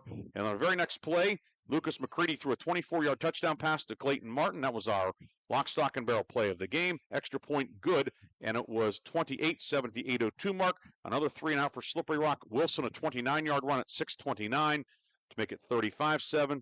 And then Wilson on a 12-yard run after Slippery Rock fumbled. That came 18 seconds into the fourth. Stukio's extra point closed the scoring 42-7. Your final in this one. Grove City led by Jackson Wilson, 23 carries, 158 yards, 5 touchdowns, career high in yardage and in touchdowns. On the Slippery Rock side, Fred Campagna, 15 of 21, 126 yards and a touchdown. Grove City gets the win, 42-7. So with that, we're going to conclude things on Facebook as well. Colton Hoffman started the post-game spread a little early. How are those fries, Colt? Little cold. They've been here a while. Well, it's okay. They're still edible, right? That's right. Well, as Colton goes to town on those potatoes, we're definitely not playing hot potato here. But Colton, a lot of fun working with you. As I said on radio, say it again here too. Always enjoy your insights, and you certainly, you've been in the positions we talked in the pregame of both quarterbacks. As being a first-year starter and being a sophomore starter, and both these guys, I think we saw a lot of growth from both quarterbacks today. We did. The Slippery Rocks, they're a young team. It's tough league to play in. And Grove City executed a couple of plays in the pass game. And I think they're going to need just enough in the pass game. If they want to compete with Sharon and Hickory and Titusville, if they would play them again, they're going to have to make more plays in the pass game. The Eagles get the win today, 42-7. They will host Fort LaBeouf next Friday night. Slippery Rock will host Sharpsville. Our radio schedule for next week is TBA. We'll make that announcement tomorrow in terms of where we are on the radio, where we have Facebook audio and or video. Glad we're able to have Facebook video today. Thanks to Sam Timko. He's a junior here at Grove City High School. He was our cameraman today, working on an independent learning project also. So great to have him on board. He did a really great job of running the camera. So thanks to Sam. Great to have him on board, and look forward to working with him in the future as well. So, for Sam, for Aaron Biro back in the studio, our sports director and sales manager, Bob Greenberg, and my partner, Colton Hoffman, Ryan Briggs saying good afternoon from Grove City's Forker Field. Grove City defeats Slippery Rock 42-7, and you watched it here on Sports Radio 96.7 Facebook. Have a great weekend, everybody.